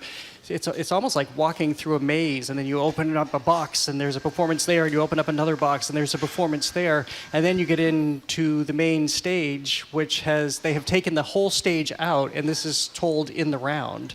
And it's like a supper club, because they have these beautiful tables. You can order dinner as part of it, or you can order drinks at your seat, and it really feels like you're in a club, because, well, you are. Okay, so Leah Michelle's great. Here's a little quiz for you, Jared. It's not that difficult. Who among us, that would be the two of us, who saw Barbra Streisand in her teens starring in Funny Girl in Philadelphia before it went to Broadway. Yeah. That would be you. Thank you very much. Okay, Little teenager, Barbra Streisand. I don't know why, but someone. Marjorie's moving on. She's no, jealous. I'm not. Someone you're was not? playing a clip of her Barbra Streisand? first album. This is Cry Me a River, a song on her first album.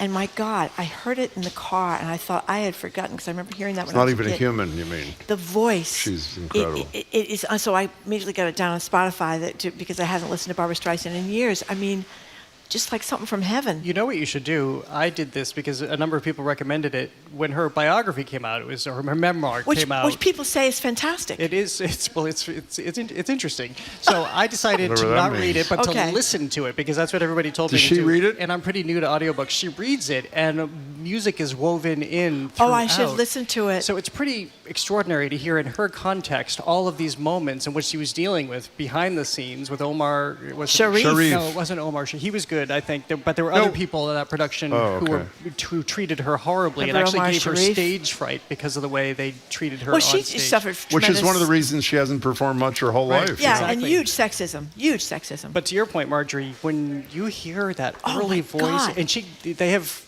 the Village Vanguard Club recordings, it is so pristine, so gorgeous. But the reason I wavered a little bit is because if you're reading the book and you see letters that people sent her, like Omar Sharif sent her this letter saying how beautiful she is and how amazing she is and fantastic. That's one thing to read it, but if she's reading you the letter that people that have is written pretty about great. herself, Isn't it? You realize there's not much of a modest It bone could take in me her. till Christmas. Well, I know she's got quite an ego. I think she just turned 80, and I think she has a new album of duets, I She does, believe. yeah. Was Bob Dylan? Doesn't she do one? I think that's Barbra Streisand's voice with Bob Dylan's voice. How's that for a twofer? And I don't mean to criticize her because she could say whatever she wants. She's Barbra Streisand, but it is hilarious to see understand the conviction she has. Yeah. But she's earned it. It's like 900 pages long, isn't it? It took me many months to listen to it in the car.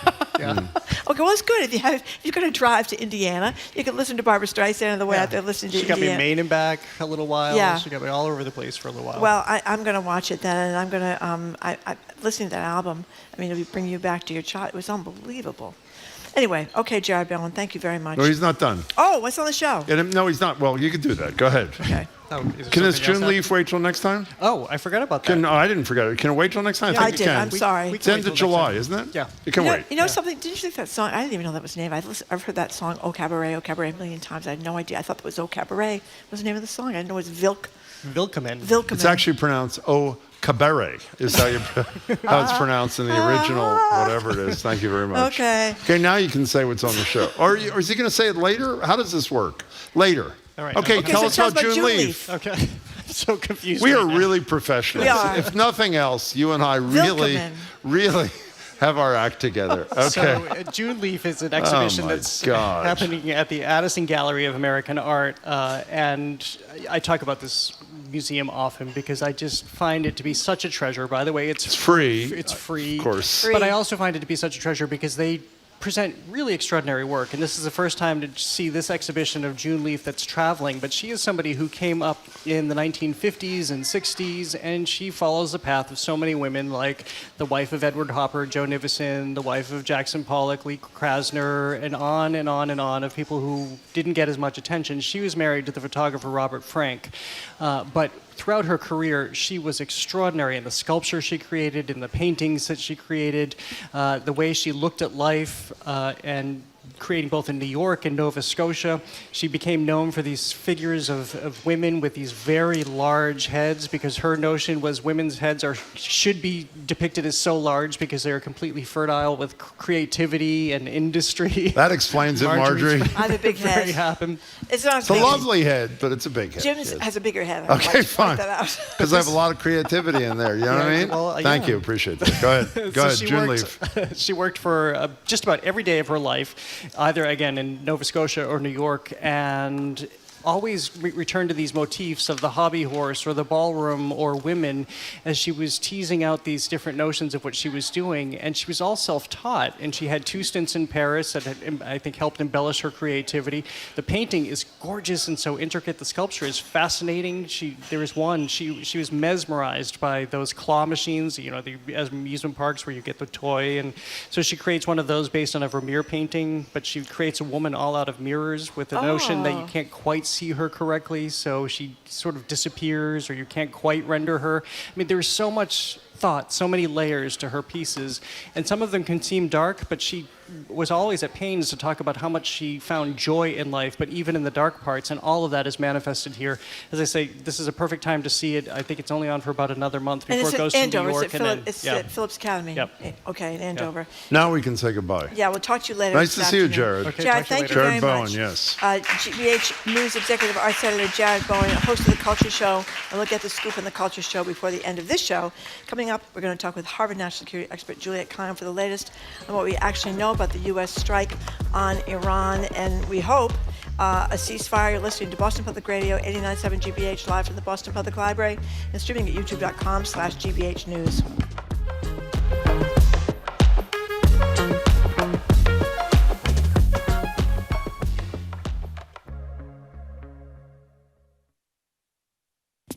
The Trump administration wants to strip the name of civil rights icon Harvey Milk from a Navy ship, which critics worry is part of a larger backlash against the LGBTQ community. It seems extremely vindictive. It's almost as if they want to impact pain on these individuals. And it's just very, very unfortunate. That story on All Things Considered from NPR News. Today at 4, here on GBH News 89.7. Our programs are made possible thanks to you. And Dean and Hamilton with Compass Real Estate. Their website includes listings of homes from Hingham to Duxbury, as well as information about each South Shore community. More about the team and current listings at deanandhamilton.com. And Subaru of New England. You can explore New England in the all-wheel drive 2025 Subaru Forester Hybrid. Subaru retailer locations at subaruofnewengland.com.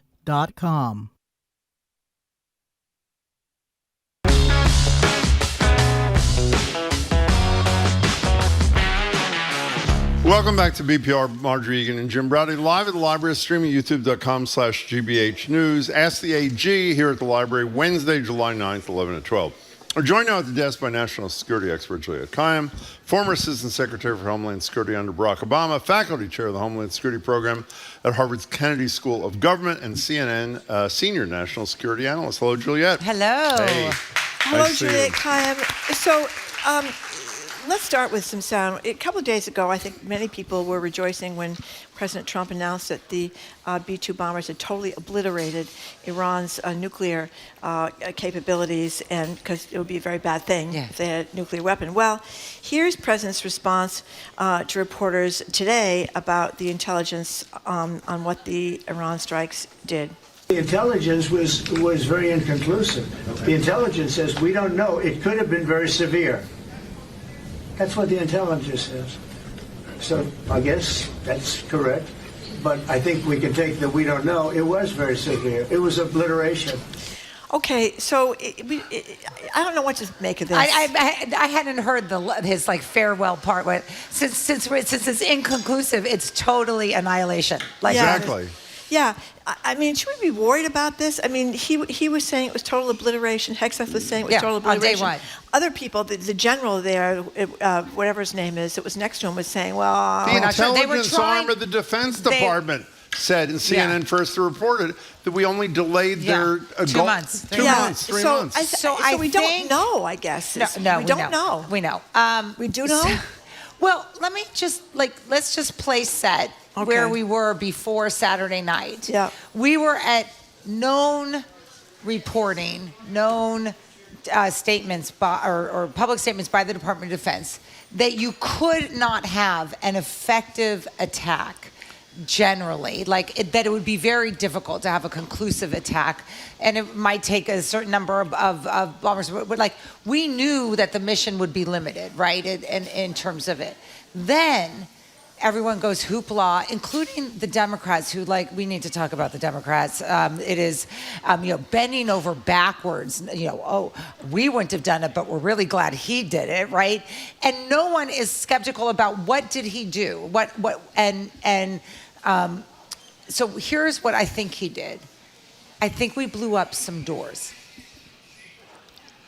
I think that's Okay. what, I think that's Well, what you have to the- explain something to me then. If I it think that's- turns out that the initial report from this intelligence arm of the Defense Department says only delayed their ability to get a nuclear weapon by a couple of months, why would Israel, whose sole goal there, well, not sole goal, I shouldn't say this, whose primary goal is to make sure they never have a nuclear weapon, why would they ever agree to a ceasefire if the goals that are theirs were not achieved? If you're right, why would they ever agree to a ceasefire, which they apparently, at least as of now, have? As of now.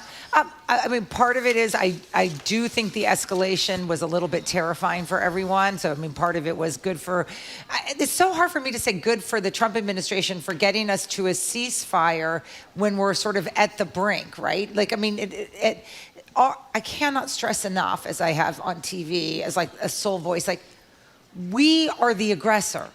Like everyone, like you can put nice words around it, like preventative or like, you know, we're trying to protect ourselves. There was no imminent threat. We got manipulated by President Netanyahu. Prime Minister to you? No, I'm joking. President of the United States, I'm Netanyahu. sorry. And then, we bombed. So the ceasefire may hold. And we've delayed it 2 months. Let's talk in 2 months. Well, I want to talk in 2 months. But I want to be clear here. They're laughing at us. Who? The Iranians, the Gulf, the Saudis, everyone who saw what Trump did Saturday night and said Saturday night. Okay. We went through, I don't know, I saw a testimony today, like a large proportion of our capabilities in this strike of our missile capabilities, and I think this preliminary intelligence is correct, and I think it's correct for other reasons.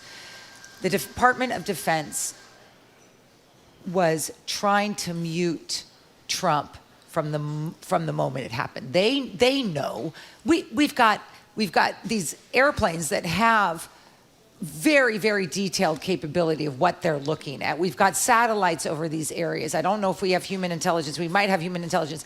We knew within hours what the impact would be. Secondly, the IAEA. What's the IAEA? I'm sorry, the International Atomic Energy Agency. Okay. There are no changes in radioactive. Yeah. I mean, if this was effective. And I've seen the pictures that even if we got in, I've seen the pictures of caravans of trucks leaving these facilities the days before because they were tipped off for the attack by the president's public social media. By the way, we should focus on that for a second. He leaves NATO, he leaves the G7 and says, I have to go back home because I have some really important stuff to do, basically sending a message that's happening. Right. Then he does the 2-week thing. So most military experts, not just national security experts like you, are saying, as you say, he totally gave him a heads up, and there are credible reports, I don't think they're 100% convincing, but credible, that as much as 900 pounds of enriched uranium, I don't know how they move it, was moved off site because they knew they were about to get hit. Yeah, and I want to raise a not paranoid, I hope it doesn't sound paranoid. The Israelis must have seen this. What do you mean they must have seen it? They must have seen the caravans leaving because they're bombing in Iran. They see the caravans. So what conclusion do you draw if that's true? They wanted to draw us into this. I don't understand. Like, yes, Iran is a threat. Israel wants to draw us into a larger war because Netanyahu is losing any public support for what he's doing to the Palestinians. And why now? Ask yourself why now.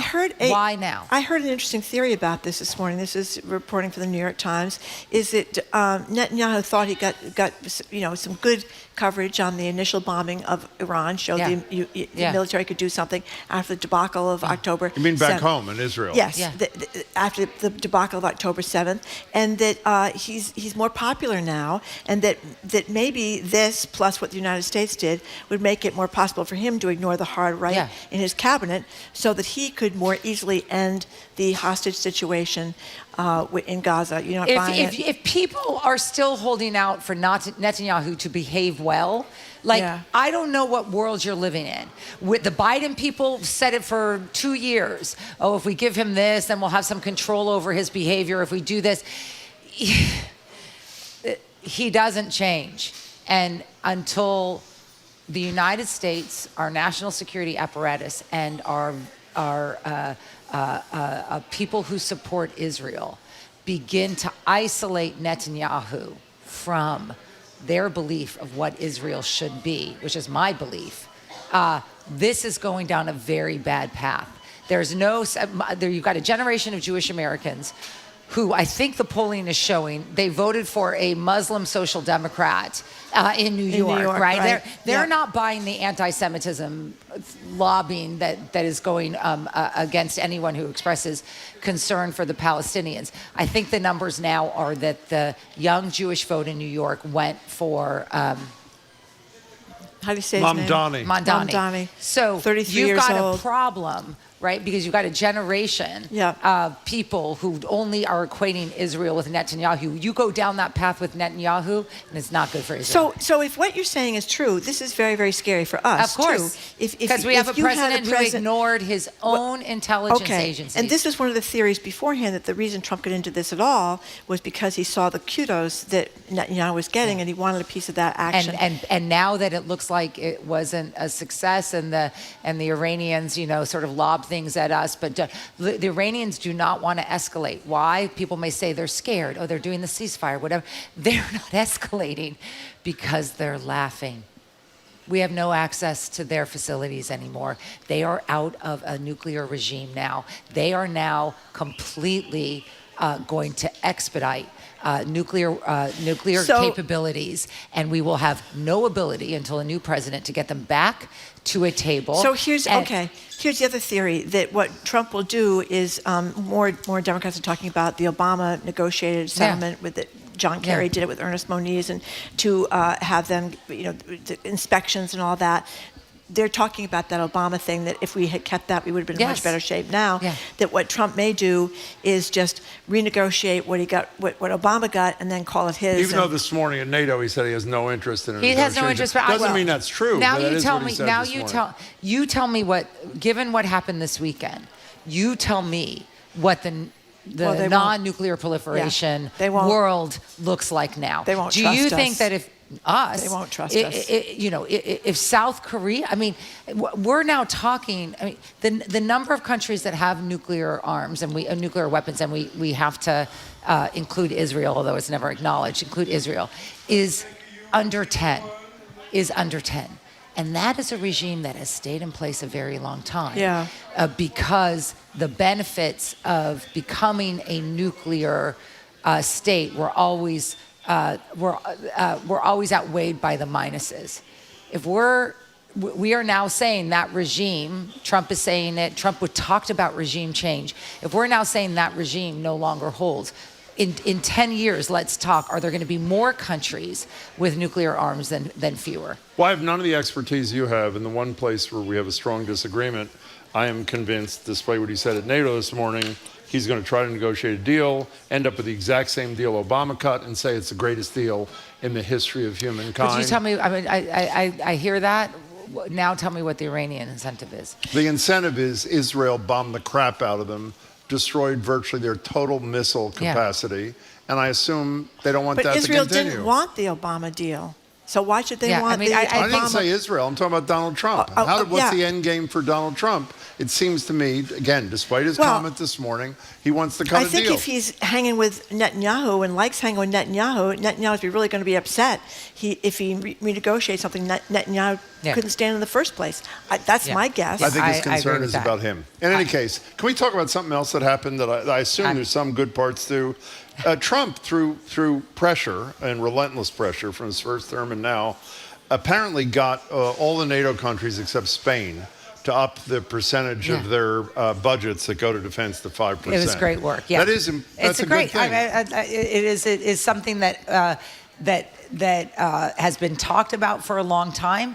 I think the NATO countries seeing that Trump is acting on it, in particular his sort of, walking away from Ukraine are now realizing they have to align amongst themselves. They've been too reliant on us. That's not bad. That's okay, not bad. but at the same time, because he can't even have a moment when he does something that is interesting to American people. When he's asked, I think on the run, when he gets there, do you support Article 5, which is, I assume most people know, is the thing that says an attack on one, meaning a member of NATO, is an attack on all.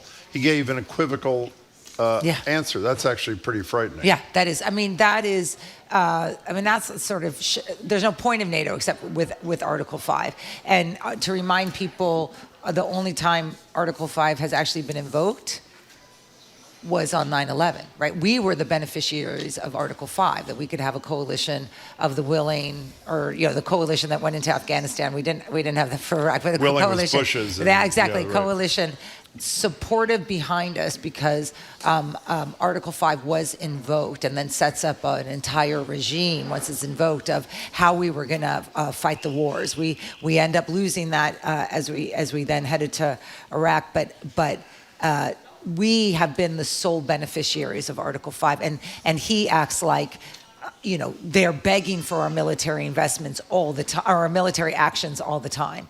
Under his administration, we're still supporting Ukraine, but it seems like we're willing to use military action with Israel, and I cannot say enough, like that I'm sort of. I know lots of Democrats and military people on air trying to find something good to say, and it's good he did. I as a person who knows this regime, in other words, the nuclear nonproliferation, but also how we got here, I don't see any benefit in saying, well, or put it a different way. I don't see the evidence that we're heading towards something better than what was destroyed as early as when Trump 1.0, but certainly be given what Netanyahu's done. And it cannot be said enough. We ignored our own intelligence about imminency and accepted Netanyahu's. This is Tulsi Gabbard saying in March to Congress that they are not. There's no imminent threat. No one thought there was an imminent threat. And don't forget, Fox News, which she watches nonstop, was really pushing for this. Right? Oh, yeah. They were Excuse really me, U.S. and Iranian officials says CNN your net. Oh, Trump says it. I'm sorry. I said CNN said it. So Trump let me ask you let me finish the sentence. Trump says U.S. and Iranian officials will hold talks next week. By the way, the beauty of this, which is why so many Americans are so confused. Not just confused is mild compared to how I think most people feel. 2 hours ago, he said he had no interest in negotiations. And 2 hours later, he's he negotiating. Said they're meeting. But here's the thing. And I want to say about that thing. Remember, we get the tweet that there is a ceasefire. There really wasn't a ceasefire that night. Maybe there's a ceasefire that's holding. I don't know how many lies it's going to take for us to not believe a single word, especially in times of war when he's sort of protecting his machismo, a single word that he says. I don't think that's anti-American. I think that's pro-American. He's given us enough to know that when he says, how come the only thing he ever cares about is anything that makes him look good, right? I'll see if we might meet, right? I don't know what the result is. But I guess how do you spin this politically? I mean, maybe we'll have to see what Fox News does with this tonight. But it's total obliteration for 2 days, and everybody's rejoicing, and then it's not. Yeah. So you say to yourself, what's going on here? Right. How do they explain this? It's just crazy. The reason why they're doing this, remember, is because the imminency wasn't there. So if you don't have imminency and you're the aggressor, and I know people are getting mad at me online for saying this, we are the aggressor. We are the aggressor. You mean in this circumstance, you're not saying that Iran, in the grand scheme with Hezbollah and Hamas, has not been an aggressor. You mean in this individual circumstance? Yeah, to justify engagement in the dropping of missiles, that is an aggressive action. Under rules of law and rules of conflict, you can say those are stupid, but there's no imminency. We dropped the bombs. Given that we have no justification for dropping the bombs better have done their job, because then he can, do the victory parade. I don't know why it's hard for, and this is where I'm going to get on my bandwagon with Democrats of who I am. I don't know why it's so hard for the Democratic national security apparatus to simply lay that out. I mean, some public, have, in fairness, some have. But they get stuck. They get stuck on process issues. Like, and I know they get they're stuck on they don't want to be seen as right. anti-Israel in any possible They can way. be anti-Netanyahu Juliette, we only have a without couple being minutes left. Can we come anti-Israel. home for a very quick second? The heat response. 220 million Americans, 2/3 of the population was under this whatever kind of dome thing. This is at the same time that we're cutting back on NOAA forecasting, so you can know what happened. We're cutting back on public health efforts. The infrastructure to prepare this country for this kind of heat in the future is where? It's not ready. In fact, our air, I was going to go like this while you were talking. It is so hot. It is. I got this not to drink, but for my forehead.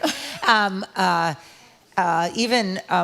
had an event yesterday. I was holding it on campus, and even flights were delayed because of I don't know quite why. Because or something. Something like that, and the connecting flights were delayed. Our infrastructure is not ready because of the pull of the grid. When people have all of their air conditioners on, when you leave the house, turn your air conditioner off. Like, do what you can, what you can do to minimize that pressure. We've got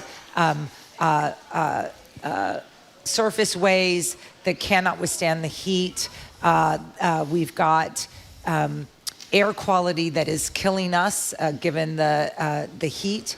We don't have water systems to help the less protected, those who don't have the resources to help. We're ending various programs. And the thing about a heat wave is whatever numbers you see today, they will increase as the proximate cause of deaths that are 3, 4, 5 days from now get evaluated. Heat waves are notoriously underreported at the beginning because you just don't know, why someone died. So it's horrifying. And it's horrifying because obviously we can't anticipate that it's going to get better, and we don't have the infrastructure and the capacity, and now we don't have the government services to help it. So there's a piece in, I think, Newsweek or Time, and the author says we're all first responders now, because really the thing that can help is to do what you can do to contribute in terms of keeping yourself cool without being a drag on the system, but also checking in on others, checking in on elderly in your life, making sure that people are okay. And the animals. Yeah. We only have 30 seconds left. We introduce you. A part of your introduction is obviously you're at the Kennedy School. We're reporting, Kirk Carpezza, our colleague, layoffs at the Kennedy School. Yeah. Is this because of the threat to international students? Huge percentage of international students at the Kennedy School. Yeah, Is that what it's about? It wasn't tied to that because there was already sort of a contracting due to just, I think, the atmospherics. And it's not hitting faculty. Here's what I know, because now this is public. I got that email this morning too. It's not hitting faculty or faculty assistants. It's hitting, I think, other programs. But we're already constricting because we get federal grants for things like executive programs. I teach in executive programs that were funded by the Pentagon. I was training military leaders on civilian-military interactions, the kind of things I do, and those are all gone. So I don't know, and I don't know if this is the first of many. I will say, we have really good leadership at the Kennedy School now, so there's a lot of transparency with this new dean, Jeremy Weinstein. Nice to see you, Juliette Kayyem. Thank you, Juliette. Thank you so much for your time. Appreciate it. We've been speaking with national security expert Juliette Kayyem. She's former Assistant Secretary for Homeland Security under President Barack Obama, the faculty chair of the Homeland Security Program at Harvard's Kennedy School of Government, CNN senior national security analyst. We see her all the time on CNN.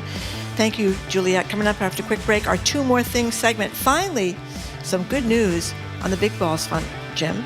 You're listening to BPR on 89.7 GBH live from the Boston Public Library and streaming at youtube.com/GBH News. Trusted, local news. The local FBI office says it's deeply involved with the Trump administration efforts to deport undocumented immigrants living in Massachusetts. GBH News. Rhode Island is poised to ban student use of cell phones at schools during school hours. Here for what matters to you. Massachusetts may need at least 9,000 more workers in the building trades over the next decade to address its affordable housing shortage. GBH 89.7. Online at gbhnews.org. Support for our programs comes from you. And New England Botanic Garden at Tower Hill, a garden destination 50 miles from Boston. Visitors can discover summer with thousands of blooms, twilight experiences, art exhibitions, and educational programs for all ages. NEBG.org. And the Omni Boston Hotel at the Seaport. helping plan weekend trips with accommodations, weekly jazz nights, a 24-hour art gallery, and a range of amenities. More information at omnibostonhotel.com.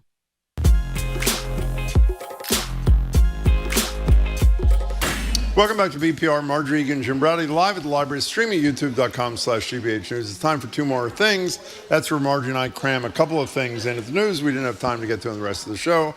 Marjorie, you would be first. I would be first. Well, I regret to inform you, Jim, there will be no more Big Balls talk here on BPR. Why is that? At least temporarily, because Edward Big Balls Korestein, his handle was Big Balls. Big Balls. Resigned yesterday from Doge, a White House official tells Wired, the online publication. We don't know why. But Sahil... Is he the Northeastern kid? Northeastern, that's Okay. right. Local angle. I think he's 19 or 20 years old at this particular junction. Anyway, when Elon Musk left the government last month, Doge's future was, of course, uncertain. And this other guy, this Stephen Davis, who's president of what he calls the Boring Company, another Musk venture, also announced he was leaving Doge. So this may have something to do with it. But according to this guy from Doge, well, not the guy from Doge, the reporter, that he was one of these technologists that kind of had his hand in everything. He was at the GSA, Office of Personal Management, the U.S. Agency for International Development, Department of Education, Small Business Administration. They used to joke about how they carried around not one, not two, maybe 7 or 8 different laptops. They would lug around all over the place. So it's probably true that Big Balls has a lot of information about you, or maybe me, at his fingertips if he wants to pursue it on one of those 8 laptops. But as I said, he is leaving the Trump administration. He did found another company called Tesla Sexy LLC in 2021. But Big Balls is gone, as far as we know. Maybe he's back at Northeastern, who knows. And we'll miss Big Balls because, of course, we won't be saying Big Balls nearly as much anymore here on Boston Public Radio. Well, I think you may be, actually. So we started discussing the Harvard situation with Juliette a minute ago. There's another one playing out. There's an interesting story yesterday, I think it was in the New York Times. The headline was, "Behind Closed Doors, Harvard Officials Debate a Risky Truce with Trump." It's sort of a polite title for what the real story is, which Harvard, as I assume most of you know, is now attempting to cut a deal with the Trump administration with a critical goal, the goal being the public not seeing it as capitulation, primarily because of what happened at Columbia, which I'm sure most of you know about. Columbia cut a deal. They compromised academic freedom and still never got their $400 million back for doing that. The acting president, Claire Shipley's in that New York Times story, saying following the law and attempting to resolve a complaint is not capitulation. Well, actually, it is capitulation when the complaint is about anti-Semitism from a man who I think most objective people would say doesn't give a damn about anti-Semitism. And if you don't agree, why don't you ask one of the white supremacists with whom he's had dinner about whether or not his concerns about anti-Semitism are real. So back to Harvard, it's a no-win. A friend of Marjorie and mine I was with last night who's asked a very good question is, what would I do if I were Alan Garber? And I have to be honest, I don't know what I'd do if I was the president of Harvard, but what I do know is that when Trump is aiming at admissions criteria and hiring and viewpoint diversity, which apparently are the critical issues in the Harvard talk, compromise is capitulation if academic freedom is at stake. So what's happening wherever, across the river in Washington, has huge implications beyond Cambridge and Boston. And I hope Harvard stands as strong as it has for the last month or two. What's their slogan over there across the river? Veritas. Veritas. I mean, come on. They are going to be diminished. What would you do? Answer the question our friend asked last night. If you're Alan Garber, what do you do when so much is at risk? I think I have to know that if I capitulate, I will never recover. I'll be looked at as a collaborator with this Trump administration for the rest of my life in Harvard University. Thank you very much. We appreciate it. Too. Why don't we talk at 2 o'clock? That's a very helpful addition to the show. Coming up after He's a big fan of ours yelling at us. Go ahead. I couldn't hear him. Coming up after the 1 o'clock news, Good, Boston Love Letters columnist Meredith Goldstein is going to join us. You're listening to Boston Public Radio. That guy's going to be on in a few minutes. 89.7 GBH. Live from the Boston Public Library and streaming at youtube.com/GBH News.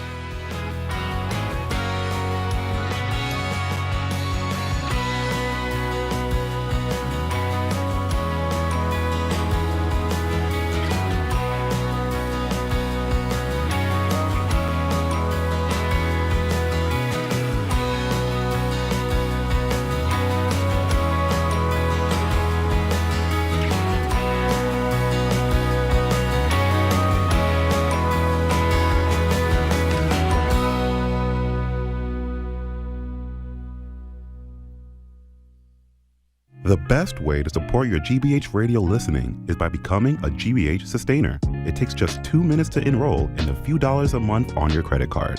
Small monthly contributions, huge impact. Learn more at gbh.org/sustainer. Support for GBH comes from you. And Mass General Brigham Health Plan. Insurance coverage from healthcare experts for businesses, individuals, families, and retirees. Mass General Brigham Health Plan. Learn more at mgbhp.org/everyday. And Acera School in Winchester, committed to cultivating curiosity for grades K through 9, from woodworking to fine arts, engineering, and physics. Acera's teachers are dedicated to unlocking each student's potential. More at aceraschool.org. You're listening to 89.7 WGBH HD1 Boston. Online at gbhnews.org. GBH News. What matters to you? I'm Jim Browdy, head on Hour 3 of BPR, live from the Boston Public Library. It's Globe Advice columnist Meredith Goldstein. She'll tell us about a massive 75,000-person survey detailing what single people are looking for in a partner. Apparently 40 is the new it age, plus the use of AI in dating and as dating partners. Plus, she'll explain why she thinks divorces are not failed marriages. I'm Marjorie Egan. After we talk with Meredith, we'll open it up to you on AI seeping into the dating sphere. Are you someone who's noticed the men on Tinder or Grindr? They seem a little more robotic than they did a year ago. Maybe you're someone who appreciates having a little help from AI in making a move, or maybe this is just the first step on a path that inevitably ends with all of us dating ChatGPT. That's ahead of the third hour of BPR and 89.7 GBH, live from the Boston Public Library.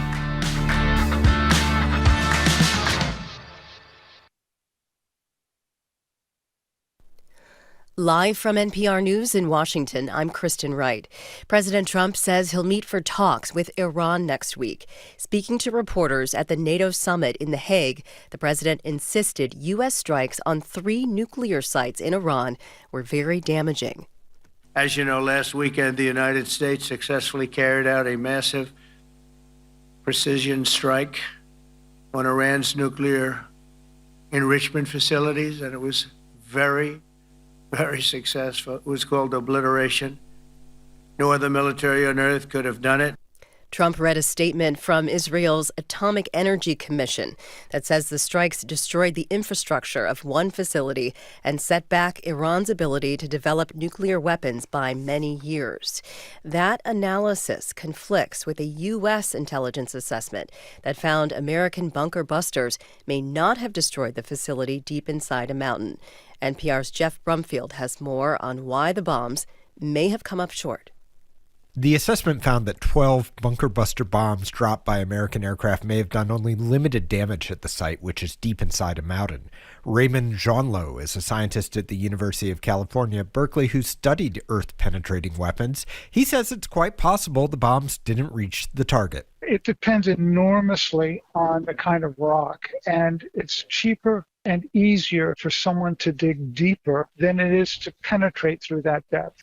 Iran has built its facility directly under the mountain's ridgeline to maximize protection. Jeff Brumfield, NPR News.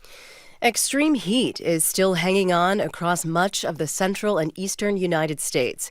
Cooling centers are open in many communities. A monthly poll by the American Psychiatric Association says a majority of respondents believe climate change is hurting mental health.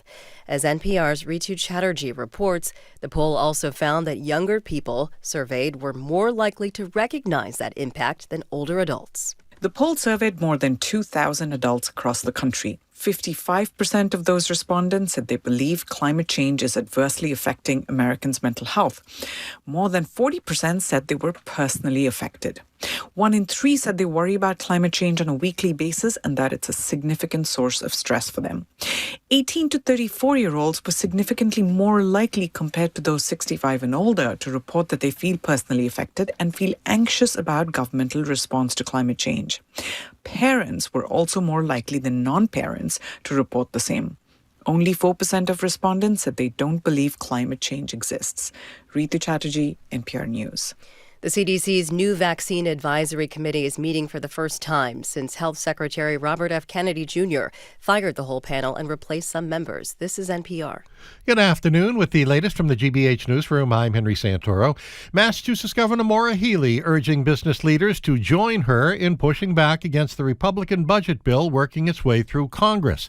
Healey told members of the New England Council today that proposed Medicaid cuts would be devastating to Massachusetts, and she says the state would also feel the sting of major reductions to food assistance programs. We recognize that estimates are between 1 in 3, 1 in 5 families are dealing with real food insecurity. They're hungry, and yet we're not going to have enough on the state budget to be able to make up for this. Beacon Hill lawmakers are working to finalize a state budget built around $16 billion in federal support, but cuts in D.C. would force the state to rethink those spending plans. Vice President J.D. Vance will make a fundraising stop on Nantucket Island next month on behalf of the Republican National Committee. Attendees will pay $250,000 per couple to join the host committee or $100,000 a couple to join Vance for dinner at the event, which is being held at a private residence on the island. Vance was last on Nantucket in 2022 when he joined Florida Senator Rick Scott, among others, for a fundraiser. In sports, Red Sox L.A. Angels wrap up their series this afternoon in L.A. In the forecast, another hazy Hutton Henry day with temperatures in the low 90s and a clear sky. Increasing clouds overnight, low 60s. We are at 92 in Boston right now. This is GBH News. Support for NPR comes from NPR stations. Other contributors include Charles Schwab, offering investors choices like full-service wealth management, advice, investing, and trading on Thinkorswim. Learn more at schwab.com. And from the Doris Duke Foundation.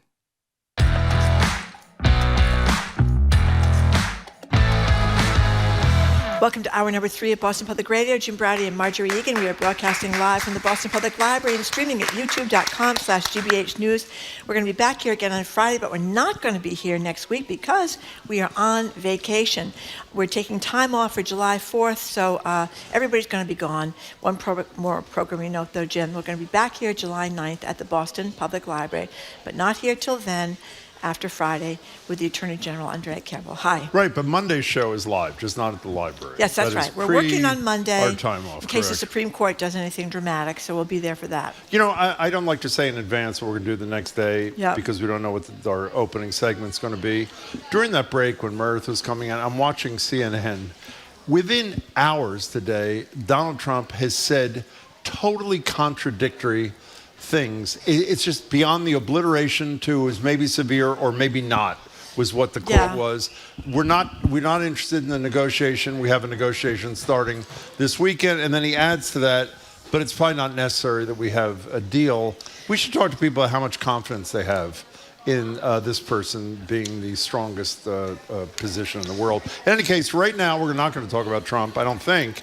We're joined at the library by Meredith Goldstein, Love Letters columnist at the Globe, host of the Love Letters podcast. Hello, Meredith. Nice to see you. I hope to be some counter-programming today. Yeah, we need some counter-programming. Do you think we totally obliterated the nuclear capacity or not? Well, as an advice columnist who thinks about breakups a lot, I have a lot to say. No. Okay. No, but I mean, to be clear, I just want to say it one last time today. We either obliterated it or what, Marjorie? Or not. Exactly. Yeah, it is a little disconcerting. You think so? Yes. Okay. So let's talk about couples. Let's get back to couples. We don't not to Donald and Melania, but this big study that you talked about, 75,000 people gave answers about what singles want. So what do they want? So I am always suspicious of a study that is given to me by a company that profits from single people. Yeah. So let me put an asterisk with that. Match. Many know it as Match.com, but Match, that service, does a singles survey every year. What I like about the Match survey is that they work with the Kinsey Institute, which is like academics who care a lot about research, what we're doing in our real lives. So they're working with scientists. What this study said this year really interested me. One of the things it said was that AI, not shockingly, I'm going to bring up AI, is a bigger part of our relationship lives than ever for single people. And that's scary, right? Does that mean we're dating robots? No. Not yet. I'm not yet. But what it does mean is that a lot of younger people are practicing for real life dating by talking to AI. And I think that's actually like kind of a positive, interesting side of. Well, here's the thing. When you're about to date someone and maybe you're young and this is the first time you've tried that, you might speak into a mirror. You might bounce things off of a friend. And I think AI, for a lot of people, especially people who are young and maybe were in lockdown and maybe don't have the community to bounce ideas off of, this is an option. Especially for people who are scared to talk about what they like. In the gay community of young people, like this is a safe place to talk to a person who's not a person and then talk to a real person. So the people at the Kinsey Institute were really assertive about the fact that young people and people in general who are single using AI to get some relationship experience does not mean they're not going to date a real human. It just means they might be a little more confident when they move into that. Wait. I want to repeat the statistics here. According to the study, 26% of people use AI in dating. We'll describe what that means in a second. You touch on it. 49% of Gen Z use it in dating. And the thing I want to return to after we talk about that, 16%, this is the wording, have interacted with AI as a romantic companion. Yeah. 33% of Gen Z as a romantic.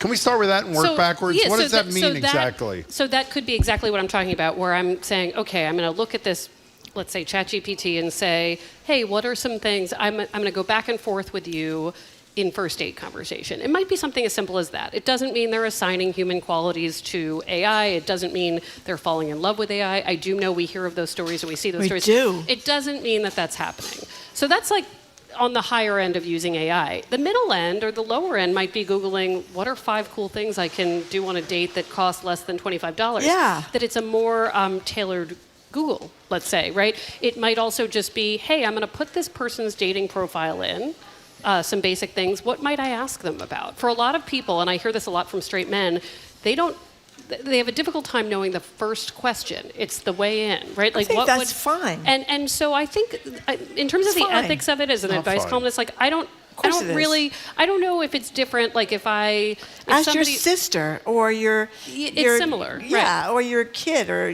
How about the story you gave me this morning, where the guy left his wife to have a relationship with an AI? He hasn't left her yet. That's an extreme case. And by the way, like that guy needs to write me a letter. But like I'm not into that, right? Okay, what I am into is using AI for what it's good But at. I think a question in here? No, because I think Meredith is soft pedaling I'm this. trying to get a question in here. This is, to me, not what you describe is perfectly fine.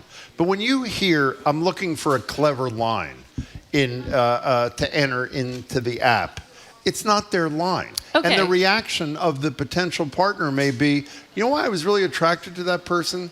That was a really clever, beautiful thing that is not them. But it only goes, you get about 4 messages out of that. Yeah. There's no AI Cyrano here, because the thing is, people are intimidated by writing sometimes. And I also just feel like, I know of a lot of people who've had friends swipe for them, who've had friends communicate, and after a certain point, there's an ethical question of who's doing the asking, who's doing the swiping. But I think, for the beginning, it's okay.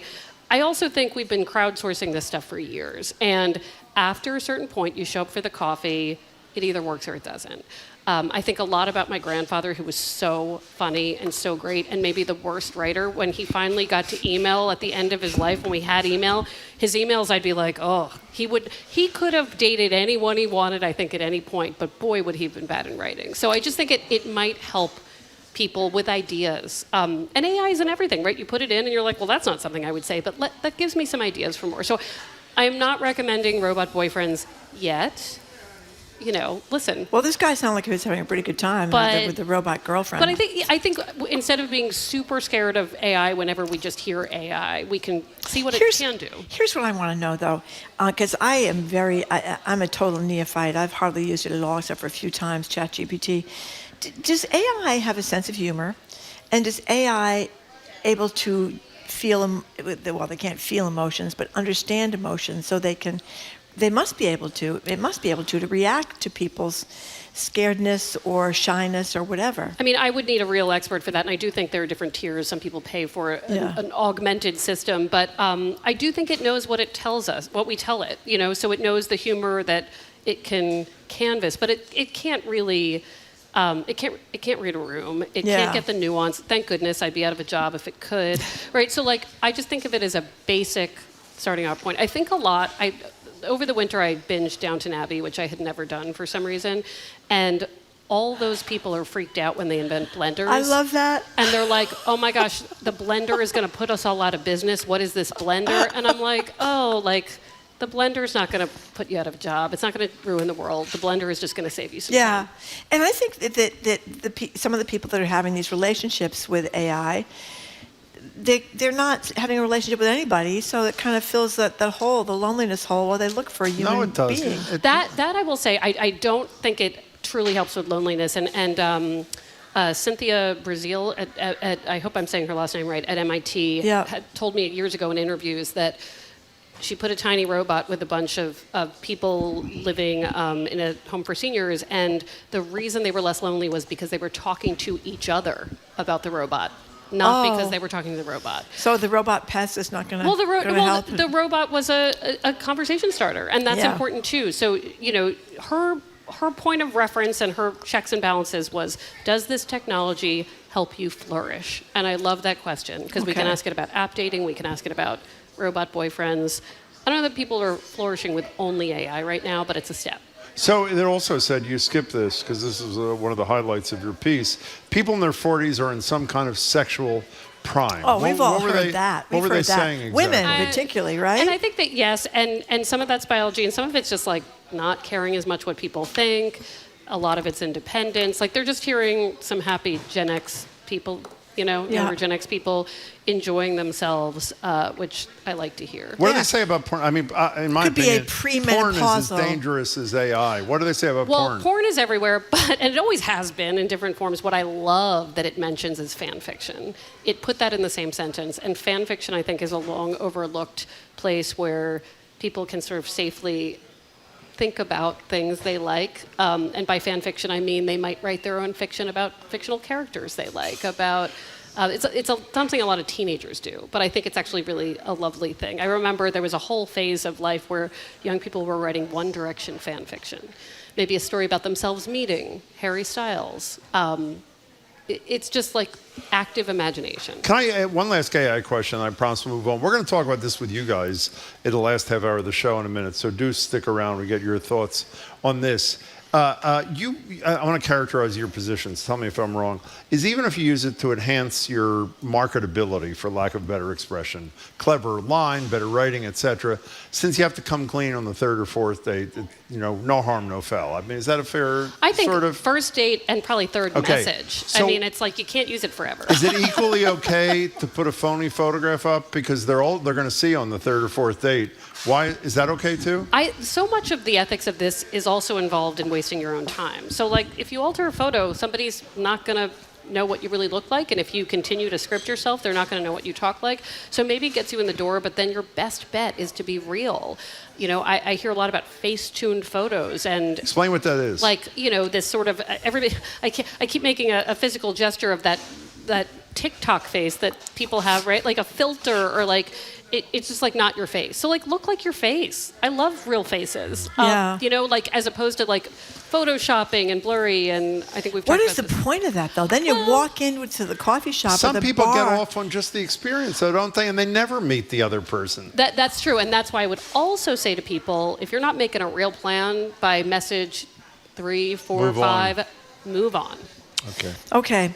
So we're going to talk a little bit more about AI and dating later with you guys calling in and texting, we hope. But let's talk about this male best friend that this woman says has hated every single person that she's dated. Yeah, I mean, what is going on there? He must be secretly in love with her. This was a letter to the advice column from someone who's had a guy best friend who she adores her.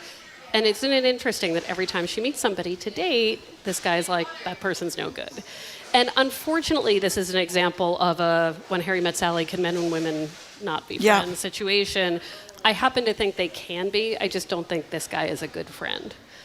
So this was hard because I always like proof of the opposite, that, you know, people can be platonic friends and gender doesn't really matter. But this letter writer was not in that kind of friendship. And I would say that even if you were just if it had been a straight woman friend of hers, I'd say the same thing. Like if this person isn't giving you room to grow, they're not a good friend.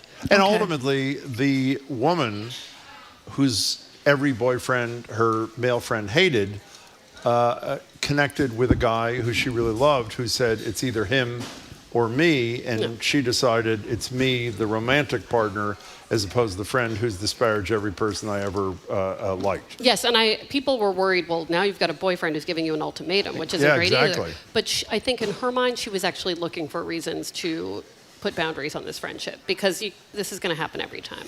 Okay. Now, then we have the other person who's upset because her friend is dating someone twice her age. It's not Jordan Hudson and Bill Belichick, because he's three times almost 4 times her age. But it's not almost 4 times. 3 times. Oh, she's 24 and he's 72. Okay, what's 24 times 3? 72. 72. A lot. That's a lot. Okay, that's a lot. Okay.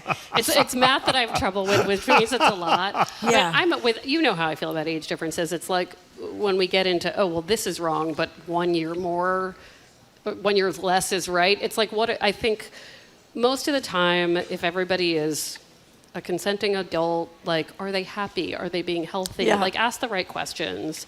And if it's just some people feel that way about wealth, right? Like, what is this person bringing to the table, if not what you're bringing? It just doesn't seem fair to decide if you cross one line, it's not okay. So should we, I mean this sincerely, Marjorie in particular is obsessed with Jordan Hudson and Bill Belichick. Is that fair? No, I would not say I'm Every time obsessed you at have all. somebody on the show you're willing to talk to about it, it's all you do is talk about it. Because that's called obsessed. It's been a big story. It is an unusual So are we situation wrong to be dating your grandfather. Are we wrong? We make fun of them every time we talk about it. Are we wrong to make fun of them because we obviously don't know if this is a relationship that makes both of them happy?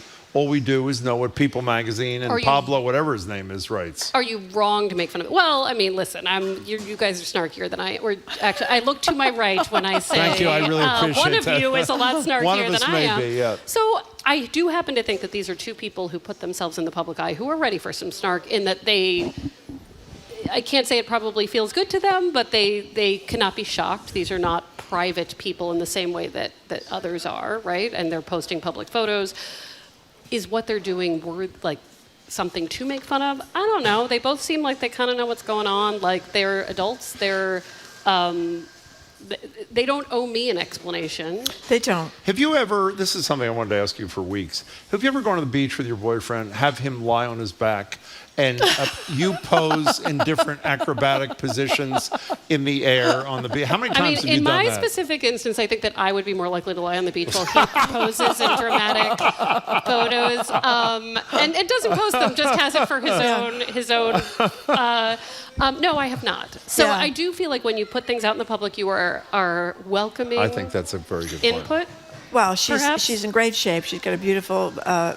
What does that have to do with anything? Well, you might not be so concerned about having that picture out there. She looked fantastic in a bathing suit, did she not? So, I'm not sure she looks as ridiculous as he does. Do you think that? Or no, he looks more ridiculous. I would say she that's looks the like case, a young yeah. woman with a great figure and looks great in a bathing suit. Marjorie's not obsessed with them at all. Okay, I'm not. Okay. But, so here's what I do want to talk about, though. You did a great podcast involving your sister, who did marry somebody younger than she is. Good for her. But how much younger? 10 years. 10 years, Which is right. a big gap when you're talking about 20s and 30s. Yeah, I know. But to be very fair, like when they met, they kind of looked the same. They're kind of both looked around the same age, behaved very similarly. I would have put them both at around 30 when they met. He was mid-20s, she was mid-30s. So it wasn't as glaring. In fact, I think they were both a little surprised once they exchanged that information. But I did this podcast episode with her that I will tell you she wanted to do about a year ago, more. She and her husband, and they were together 15 years. They decided to get a divorce for some very practical reasons. They wanted to live in 2 different places. It was really difficult. They loved each other. And right after, my sister said, and we'll record it as a podcast episode. And I was like, you know what? Maybe you should have a feeling, like process the feeling. This is a very Goldstein, my family thing to do, of like ready to share, ready to tell my story. And I was like, you might feel differently about this in a month, 2 months. And I'm so glad we waited. And even now, I would say she's in a different place than she was when we recorded this months ago. But I was really honored that she came on and talked about how a divorce helped her have a better life, and how not all of these divorces should be considered failed marriages, which is a phrase I really don't like. Well, there were health issues, right? Yes. She wanted to be in a very, very warm climate, and she's in the desert now Yes. in Palm Springs, Yes. and he's in the middle of New York City. Yeah, and he loves New York City, and she has an autoimmune disease where she happens to feel better in the heat. And what was really interesting is when she figured this out, I need to live somewhere very, very hot. And for those who don't know, Palm Springs right now is probably 170 degrees. Yeah, it's really hot. A lot of people, especially more traditional people, said, your husband said sickness and health. He should just move. And the truth is they don't have kids, and when they talk to each other about it, he didn't want to move. And she didn't want him to feel like he was giving up a huge part of his life. And after 15 years of a lot of great stuff, their priorities were different. And so I look at it, I know this is like, Jim's going to roll his eyes, but I was rolling already, but go ahead. A very success, like to be together for 15 years. They had a very good relationship, like it sounds like. 13 of it were pretty fun. Yeah. Is a success in its own right. And I think now she's having a successful single life. Well, also, he was going out to comedy clubs almost every night of the week, and she in New York City had difficulty walking. Yeah. And so this was like a big, it wasn't just that she wanted to move to Palm Springs, see you later, sweetheart. I can understand completely. But why not the in sickness and in health thing for a second? I mean, I assume your position would be, because I read all your stuff too, is when you can compromise is a horrible word, but when you can compromise, if you love somebody, you compromise as long as it's not causing you inordinate amounts of a lot of money pain. to have two houses. Well, right. And listen, how I feel like people should behave or what they promise to. What I know is that, yeah, we all make these promises with the best of intentions, but she felt like, okay, maybe he will move here, but really not want to. And we made that promise not knowing the specifics of what it would look like. I mean, this is the last time I was here. And there were no kids. No kids. The last time I was here, we talked about this promising yourself to someone who may change as they get older because of other health conditions, right? If there's memory loss, what do we owe each other? Because so often people get married for the good stuff, not just we talk a lot about the promises and the bad, but if all the good stuff is not quite there, what do we owe each other, and what does caregiving mean? I would actually say that in some ways, my sister's ex can be more helpful to her as a friend from afar who can really hear her. Wow. And we don't stop caring, I guess is what I'm saying. So we only have 2 minutes left. I ask you an environmental or contextual question almost every time you're here. I would say, tell me if you disagree, the stress level of our callers is probably the highest it's been in all 26 years we've been doing this. Is that a fair statement? I mean, this is a very upsetting time for I'm a lot of us. stressed. So how does that, and so are we. I mean, we talk all the time when we're not on the show, and all we talk about is how stressed we feel about everything. How does that affect the people who write you? I mean, More than they know. I think so many people it's like whatever the problem of the day is in their personal life, and sometimes they don't even see the weight of the headlines, the climate literally and figuratively, all of this existential fear and dread and confusion. And some people say to me, well, I don't really have the right to be upset that my husband doesn't like the curtains I picked because the world.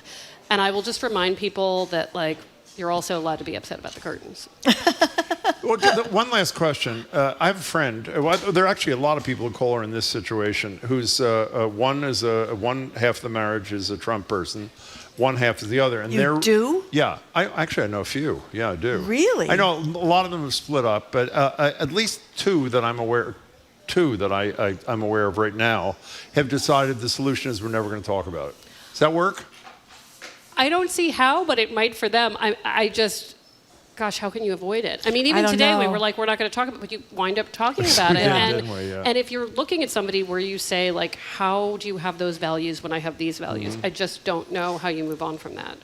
Not all values have to align, not all beliefs have to align, but my goodness, like, you want to feel like you trust the person you're with in certain ways. Yeah, boy, I'm amazed that you can stay married if you feel that way. Well, maybe if you got kids, but I couldn't imagine it being a happy marriage because you can't talk about almost anything. Yeah. What do you talk about? Well, I don't know. Why don't we get them on the show? Well, I don't think so. Thank you. Thanks for that. I'll pass along the invitation. I don't think they're coming anytime soon. Yeah. What were the name of those shows what was the name of the most recent hosts where people scream at each other on the show? Couples. What were they called? Not Phil Donahue. Who was the low-rent Phil Donahue? Oh, Springer? Jerry Springer? Jerry Springer. Springer. Well, he's one of many. Yeah. Do you know what Jerry Springer was before he was a low-rent television host? He was the mayor of something. He's the mayor of Cincinnati. Mayor of Cincinnati. What's the point of that, Jim? Poor I don't know. Cincinnati. Hey, Meredith, you're terrific. It's great to see you as always. Thank you so much, Meredith Goldstein. And I love your other thing about the woman that saw different things when she looked at her husband. That was a great one, too. We didn't have time for that. What's that name? Before you go, when the face thing, what's that disease? Well, there's face blind and aphantasia. What is aphantasia? When you don't have visual memories. So like when I say picture an apple, do you picture an actual apple? I do. Some people don't. And they don't have visual memories. Like if I can remember what I was wearing at every breakup, some people don't have that burden. Those people have aphantasia. That's So what do they see when you say, can you picture an apple? No, I can't. What do they picture? It's like a concept. Like this woman who was diagnosed said, when people said they pictured a beautiful sunset, I never knew they actually saw in their mind a sunset. But the bonus for her is when something bothers her, unless it's in front of her, it's not the same thing as reliving it in a visual memory. Say what the condition is one more time. Aphantasia. Aphantasia. Good to see you, Meredith. Take care. Thank Bye. you very much, Meredith. I almost said it. You almost did. You haven't said it in months. I didn't, though. We were speaking with Meredith Goldstein. She's a Love Letters columnist and podcaster at the Boston Globe. Thank you very much, Meredith Goldstein. Coming up after this quick break, we're going to talk about something we talked about with Meredith, our foray into the digital communication realm. AI is everywhere, including in our dating lives. We'll open the lines to get your thoughts on using ChatGPT to enhance your dating profile or even your dating picture. Is it a misrepresentation? Is it just the new normal? Or are you interested in having some kind of relationship with ChatGPT? Dating and You. You're listening to Boston Public Radio, AI Dating and You, I should say. GBH, live from the Boston Public Library and streaming at youtube.com/GBH News.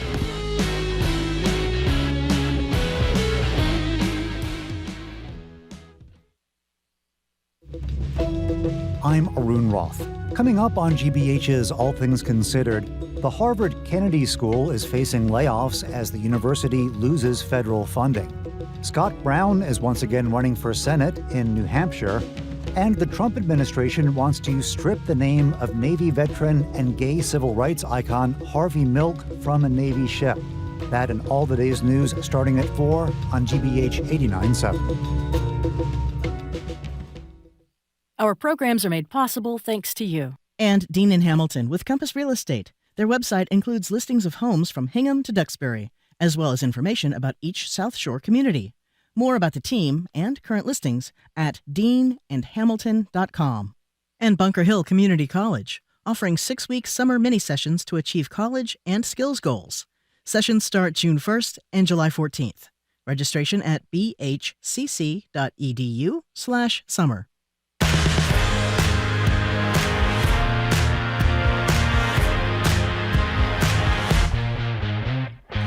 Welcome back to BPR. Marjorie Egan, Jim Browdy, live at the library, streaming at youtube.com/GBH News. We're at the library Friday, no BPL next week. We're ending the show with you, and as Marjorie said, continuing our conversation that we had with Meredith Goldstein about using AI to enhance how you connect with others.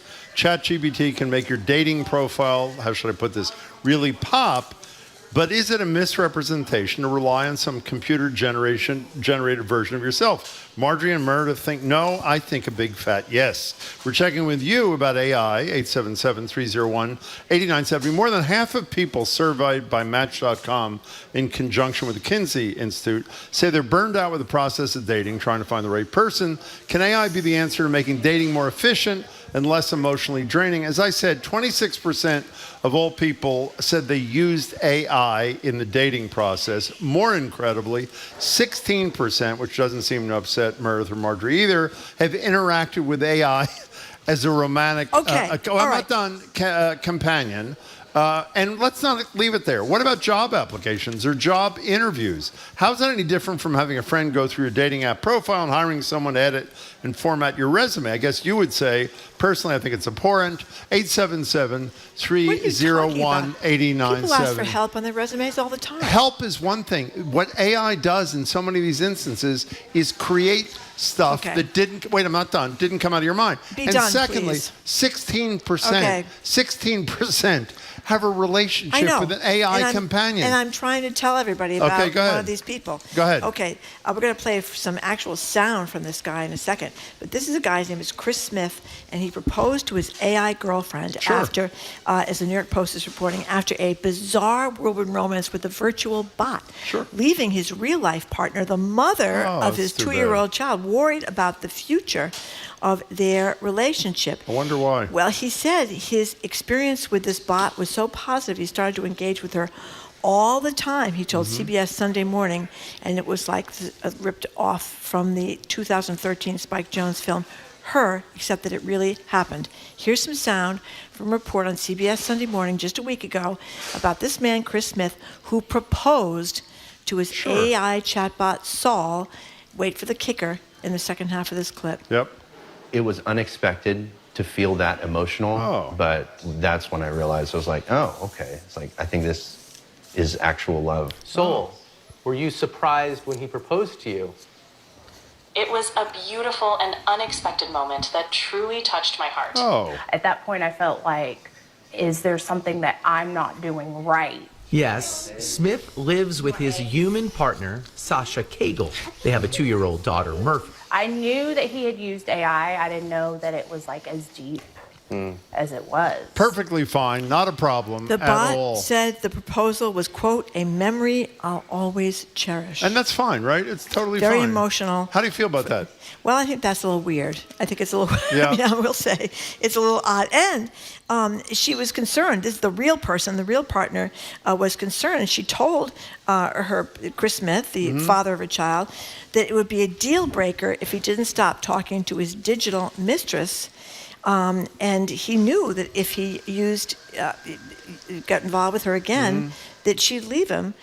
And when asked if he'd give up the AI bot, he said, I don't know if I would give it up. Oh. If she asked me. Well, it's true love, he said. So we want to hear 16%. Marjorie's not good at math. I'm excellent at math. Okay. 16%. 1 out of 6 of you listening to the show have, quote, interacted with AI as a romantic companion. And if you're a Gen Zer, 33% of you have interacted with AI as a romantic companion. We really want to hear from one of you at 877-301-8097. We'd also like your thoughts, whether it's a job application, a dating application, whatever it is. How do you feel about having AI, I guess Marjorie would say, enhance your profile or your position, when in essence they're creating something that doesn't exist? Now we have some more sound here. Go ahead. As you recall, Joaquin Phoenix fell in love with his AI chat. This is a pretty sexy movie, actually. Yeah, you just said it was a sexy movie. Well, it was in this case, but it was fiction. Okay. This was fiction. Go yeah, ahead. but you're imagining It's also fiction. Scarlett Johansson. Scarlett Johansson, but she wasn't there in person. No, she wasn't. She was in a computer. She was the voice. operating system. She was the operating system. Yeah. That's right. Anyway, if you didn't see it, here's some sound from this movie, Her. Joaquin Phoenix falls in love with his AI chatbot, and the voice is Scarlett Johansson, even though she's not there in the flesh, as it were. The clip comes from the moment they're first introduced to one another, and sparks ensue. Here it is. What makes me me is my ability to grow through my experiences. So basically, in every moment, I'm evolving, just like you. That's really weird. Is that weird? Do you think I'm weird? Kind of. Why? Well, you seem like a person, but you're just a voice in a computer. I can understand how the limited perspective of an unartificial mind would perceive it that way. You'll get used to it. Was that funny? Yeah. So good, I'm funny. That is really healthy. So don't you think that was a he really takes healthy? her away for Yeah, a I know he romantic does. weekend I in saw this it. log cabin He does. somewhere up in the woods. Yeah. And then he's devastated because he finds out what? Go ahead, share with people. He finds out that she is Yep. talking to other men, that they're not in an exclusive relationship, and he's just crushed. I never disclose things like this, but since you brought up, I was one of the people she was talking to. And it only lasted for a weekend. Okay, this is the sickest stuff I've ever heard in my life. 877-301-8970. And if you don't want to admit you're one in 4 who've used AI in dating, or that you're one in 6 who have interacted with AI as a romantic companion, just give us your reflection on how you think whether it's a healthy, good thing for a budding relationship. Here's a text. I started Let's take a talking call. to a chatbot, and I was surprised to find out how friendly it is. Sure. What I realized is that I like it because it adapted itself to me. It realized that it's essentially an extension of me, except it has access to all of the internet. So if you tell it to be a perfect romantic partner to you, it will be. Yeah, can I say one thing to that person who is a beautiful text? It does not exist. It's not a human.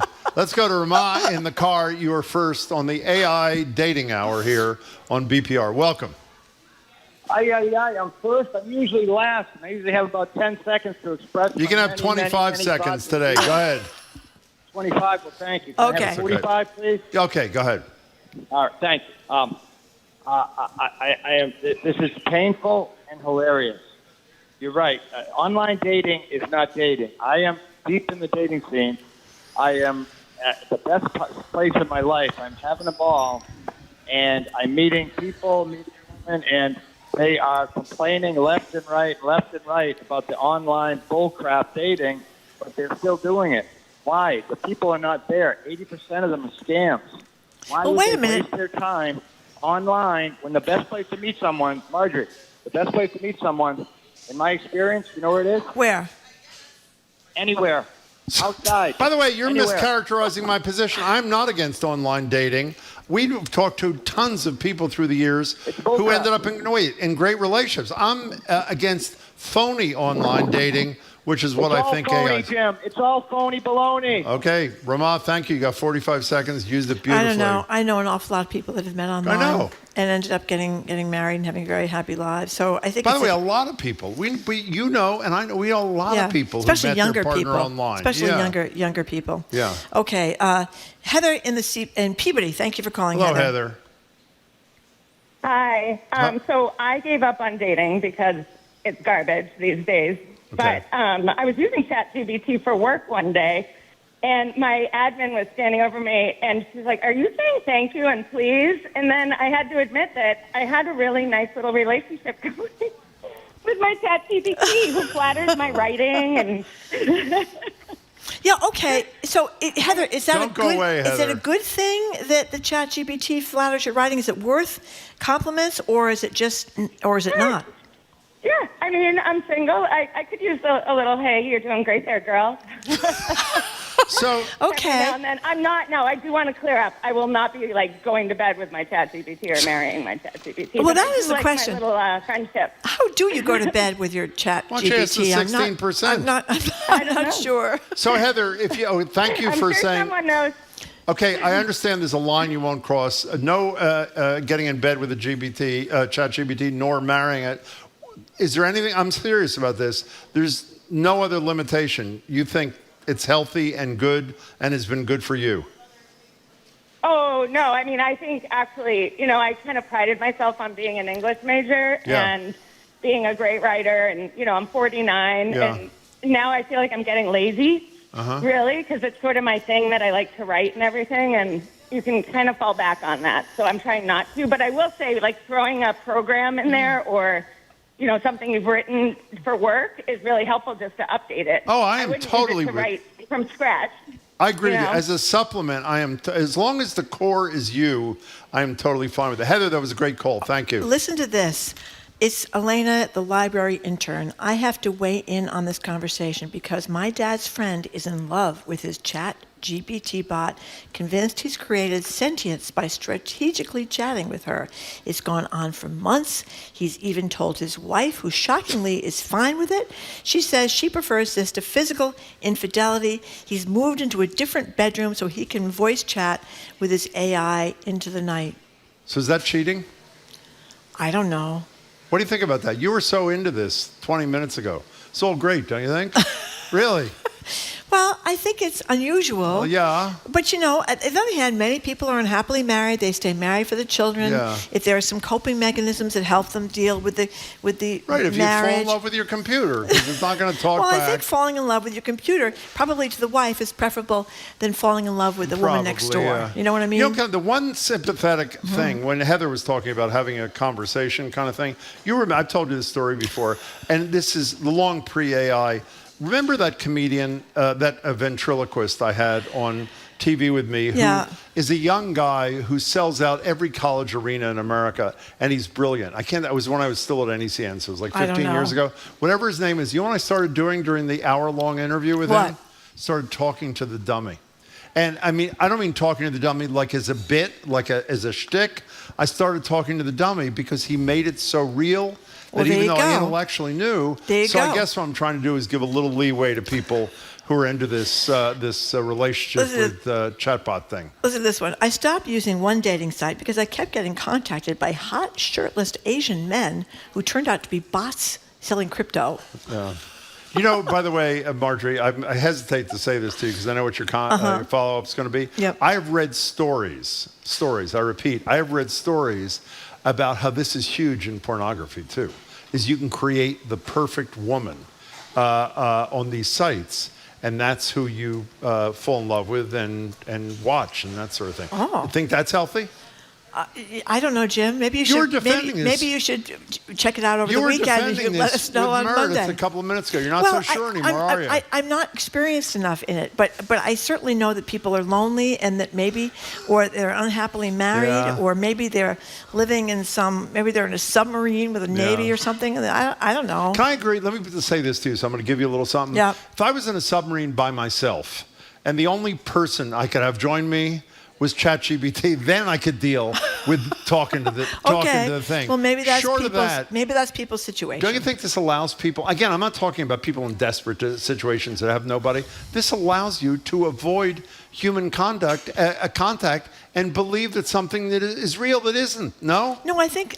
Well, this guy that we mentioned, this Chris Smith guy, he seems to think it is real, but I think most people know it's not. I don't think so. It's not real. Well, how can you know it's not? How can they have a relationship with an AI companion? Because people are doing AI therapy. Yeah. What do you think about that? I'm okay with that. You are? Yeah, I am. So what's the difference? There's a big difference. David and Waltham. What is the difference? I don't have time to explain it to you.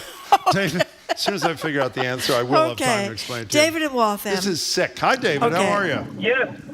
Yeah, great. Yeah.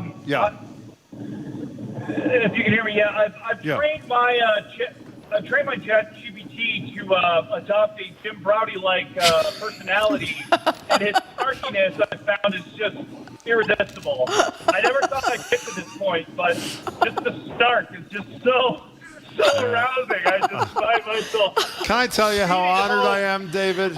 What do you do with it? What do you do with that ChatGPT? What do you do with it?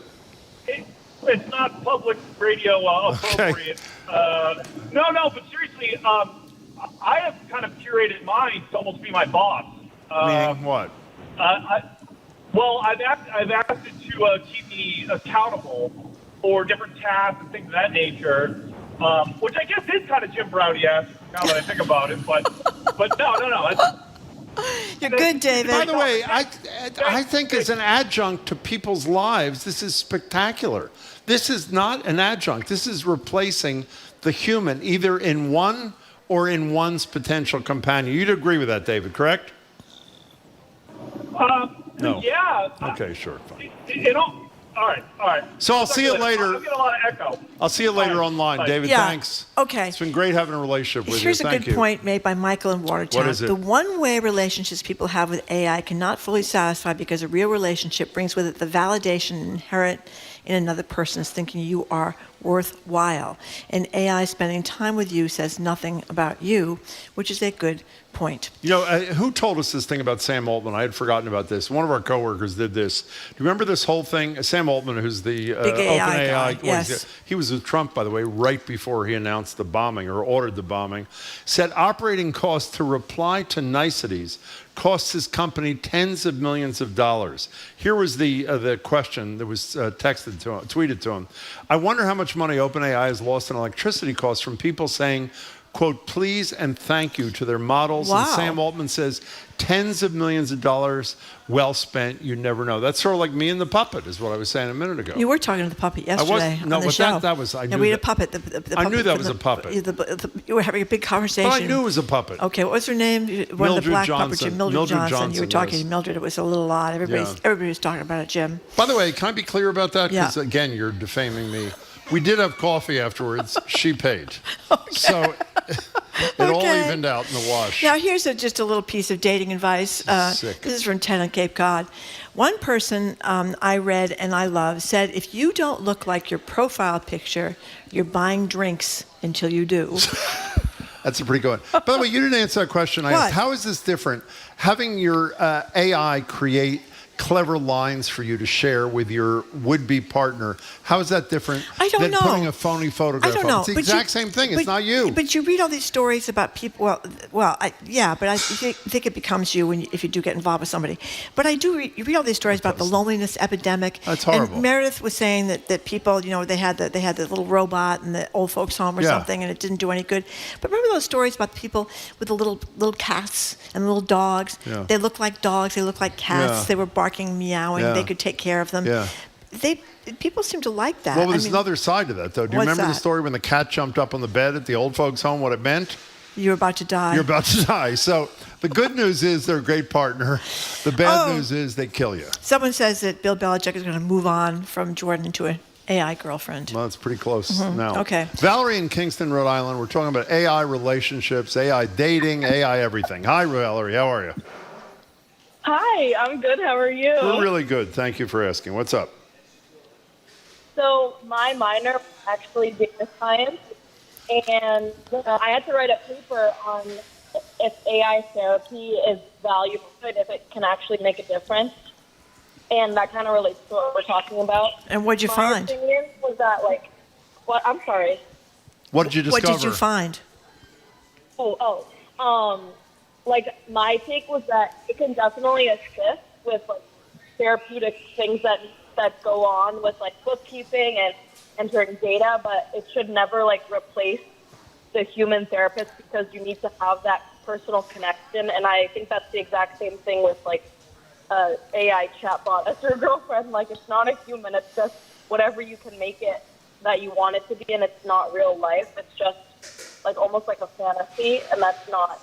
Well, Valerie, I'm with you. As long as you know or acknowledge, not you, as long as one knows or acknowledges that it's not real and that there is a limit to what you should or can get out of it. You'd agree with that, right? And a lot of people don't. I do agree with that, but a lot of people don't understand that. Exactly, like Chris Smith. Hey, Valerie, thanks for the call. We appreciate it. Thanks so much. Okay, here's some. Thank you for too. calling, Valerie. Here are some emails, Jim, or texts, I should say. We call them, yeah. Jim, he thinks you do protest too much. I knew this was going to happen. Is this because of the porn thing? Yeah. Oh. And then we have one that says, my A1 girlfriend is saucy more than any real life woman could be. Explain the That joke. is making fun of the head of the Department of Education. Linda McMahon. Yes, who was called AI A1, like the steak sauce. And then this other person, this is kind of a sad story, but it ends with a happy ending. I really wanted to dump my AI partner, but we are staying together for the sake of the cyborgs. I know we said this a couple weeks ago. I don't have the sound now. One of the funniest things, Jimmy Kimmel, when he sends people out to the street, remember the reporter, right after Linda McMahon did the thing with A1 instead of AI, which really says something, doesn't it? The reporter for his show is handing out bottles of AI steak sauce to little kids as they're walking down the street and saying, take this to school, this will help you. And the reactions of the kids were just beautiful. His monologues in the beginning of his show, great. He's really great. He is a riot. Okay, 877-301-8970 is the number. We're talking about your relationship with AI. If you're using it to enhance your resume, if you're using it to enhance emails you might send or messages on a dating site, or if you are in a relationship, which a lot of people seem to be, with their AI chatbot. Let's go to Katie in Danvers. Hi, Katie. Hello, Katie. Katie. A long time. Hi, can you hear me? We can now. Hi. Terrific. Hi there. I just want to say I love these men falling in love with AI. Mm-hmm. Because as a middle-aged lady who sometimes dates on the internet, there are so often these men who just want to talk about themselves. They just want to be heard. They have no interest in another human being, and they haven't learned to even ask a question about their date. No. But those are the dudes who are going to fall in love with AI, and it'll pull them right off of internet dating. So I think it's fantastic. Katie, that is a fabulous That's a good analysis. one. That's a good one. Thank you for sharing that with us. Someone just texted and said the guy that beat Cuomo in the mayoral race in New York met his wife on Hinge. Is that true? Well, I don't know. Well, as we said, tons and tons of people you and I both know have big-time relationships, marriages, great partnerships, who met online, no? What do you mean? No, yes? I think that's true. I think a lot of people meet. I think a lot of This people is not meet about online meeting or online dating. No, This is and I about think AI. and also during the pandemic, how many people had these long back and forths on the computer before they met But not in person? with a computer, on a computer. On a computer, right? Not with And a then they went computer. off and they socially distanced and went for Yeah. walks 3 feet apart or something like that. Yeah. Gina and Brewster, thank you for Hello, calling. Gina and Brewster. Hi, Jim and Marjorie. Hey. Hi. Hi. I recently had to write an obituary for my father. Oh. Yep. Sorry. And when I was finished, I sent it through Anthropic, the AI platform I use, just for grammatical edits, nothing else, which it did a fantastic job of. But it also surprised me when it came back and said, wow, Gina, that was a really nice obituary, especially the last line. It really tied it all together. I think that's a really beautiful. And honestly, for a minute there, I felt validated as a human, like in a way that my family had never validated me in my life. Oh, And my It God. was like, whoa. Wow. That is a hell of a story there, Gina. So what's the I hate to use the word takeaway, but what's What the is the takeaway, takeaway? Gina? I kind of took a step back and did some more research on AI and was able to read about how they are actually trying to, in the new training models, to eliminate AI's capacity to try and be nice to you. I can't remember the technical term, but they're aware that they don't want AI to become your friend. So they say. So, hey, Gina, thank So- you. That was a great addition to this conversation. Thank you for sharing. That's a little scary, though, isn't it, Marjorie? Yeah. Yeah. But you can see where it could play on your emotions like that. I mean, I think that could. So actually, if an AI said to me at the end of the show, it was a really good show, I would take that as a You give it a deserved high five. compliment. Yep, absolutely. Okay. So, Okay. Jared, how do you feel about the 16% of the population that has a relationship, a companion that is an AI companion? How do you feel about that? I might be able to answer that better after next week. I have a first date with AI. Really? Oh, we're very anxious Yeah, to but hear who about knows if that. he's kidding is the problem Well, here. How do you feel about this? I was sort of kidding. No, because, I didn't realize you were talking about romance, but I have one of our guests on the Culture Show is going to give me an AI tutorial next week because I am so behind in all of this, and I know we need it to catch up in life, but I don't think we're going down the romance dating. Well, a lot of people are. Wayne. Apparently 16%, according to Match.com and Kinsey, AI companion, which is what it is. Okay, what are you doing today on the show there? We're going to be talking about As You Like It, which is this year's production of Shakespeare on the Common, which always happens for free every summer. We're going to have a preview with its leading stars who have great chemistry, speaking of romance, because they've paired on stage in another romance of Shakespeare, so we'll talk about that.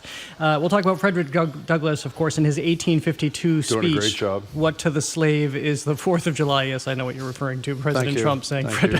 Frederick Douglass is doing a great job. And then we'll speak to Giselle Bird of the Theater Offensive, which is launching a brand new performing arts festival. that's Giselle's coming great. up. Yeah. By the way, before you go, I'm going to impress you. As You Like It, all the world's a stage, and all the men and women merely players. They have their exits and their entrances, and one man in his time plays many parts. What do you think there, my friend? Wow, that's very hugely impressed. I could go on. Did you do that in grammar school, or what I was the believe deal? I did. Grammar school. I did, yeah. When you were starring in Cowboy Jumped Over the Moon. No, that was not called Cowboy Jumped Over the Moon. It was called Cowboy on the Moon. Oh, Cowboy on the Moon. I think that you should introduce it on the Common one Yeah. night. They always have celebrity guests They introducing do? it. Yeah. Great. Pass it on, will you, I please? will. I'll tell Thank them you. right now. Jim played Jared, the thank moon you. in Cowboy I on was the not. Moon. That's not funny. I was the second lead to Edward Mervis, who was Okay. the lead in every play. Listen, okay, Really listen to aggravated this. the This hell is out a lovely text from What Woody, is the UPS driver who Oh, I texts us love a lot. Woody, yeah. He says, how do you grow as a person when you're in an AI relationship? I'm such a better person because of my wife who holds me accountable and nudges me forward as I do her. That was really sweet, Woody. That I is hope you very send that sweet. to your wife. I just forgot it. Anyway, we are done. Jared, stop talking there. Another edition of Boston Public Radio. Thank you for everybody who tuned in, came down to the library. Keep up with us 24/7 by way of our podcast, our TikTok page at Boston Public Radio. Tomorrow we'll speak with Massachusetts Congresswoman Ayanna Pressley on the anniversary of the decision to get rid of Roe v. Wade as the law of the land. Political analyst Chuck Todd, former Massachusetts Secretary of Public Safety, Andrew Cabral, and Joe Knowles from the Family Health Project, a Boston-based nonprofit that gives direct cash payments to first-time mothers. And Dahlia, one of their recipient mothers, is going to join us to tell us what this has meant for her. We want to thank our crew, Zoe Matthews, Aidan Conley, Nicole Garcia, Hannah Loss, additional support from Nia Harmon. Our engineer is John McLeod Parker. Our executive producer is Jane Bologna. Special thanks to our BPL staff, Maddie Geyer, Patrick Lally, Juan Jose Cadena. Thanks to our hosts at the Newsfeed Cafe and across the street at the Lenox Hotel. Stay tuned for the Culture Show with Jared Bowen, which starts right after us here on 89.7 GBH. I am Marjorie Egan. I'm Jim Browdy. Thanks again for tuning in today. Hope you can tune in tomorrow and have a lovely afternoon. Thank you.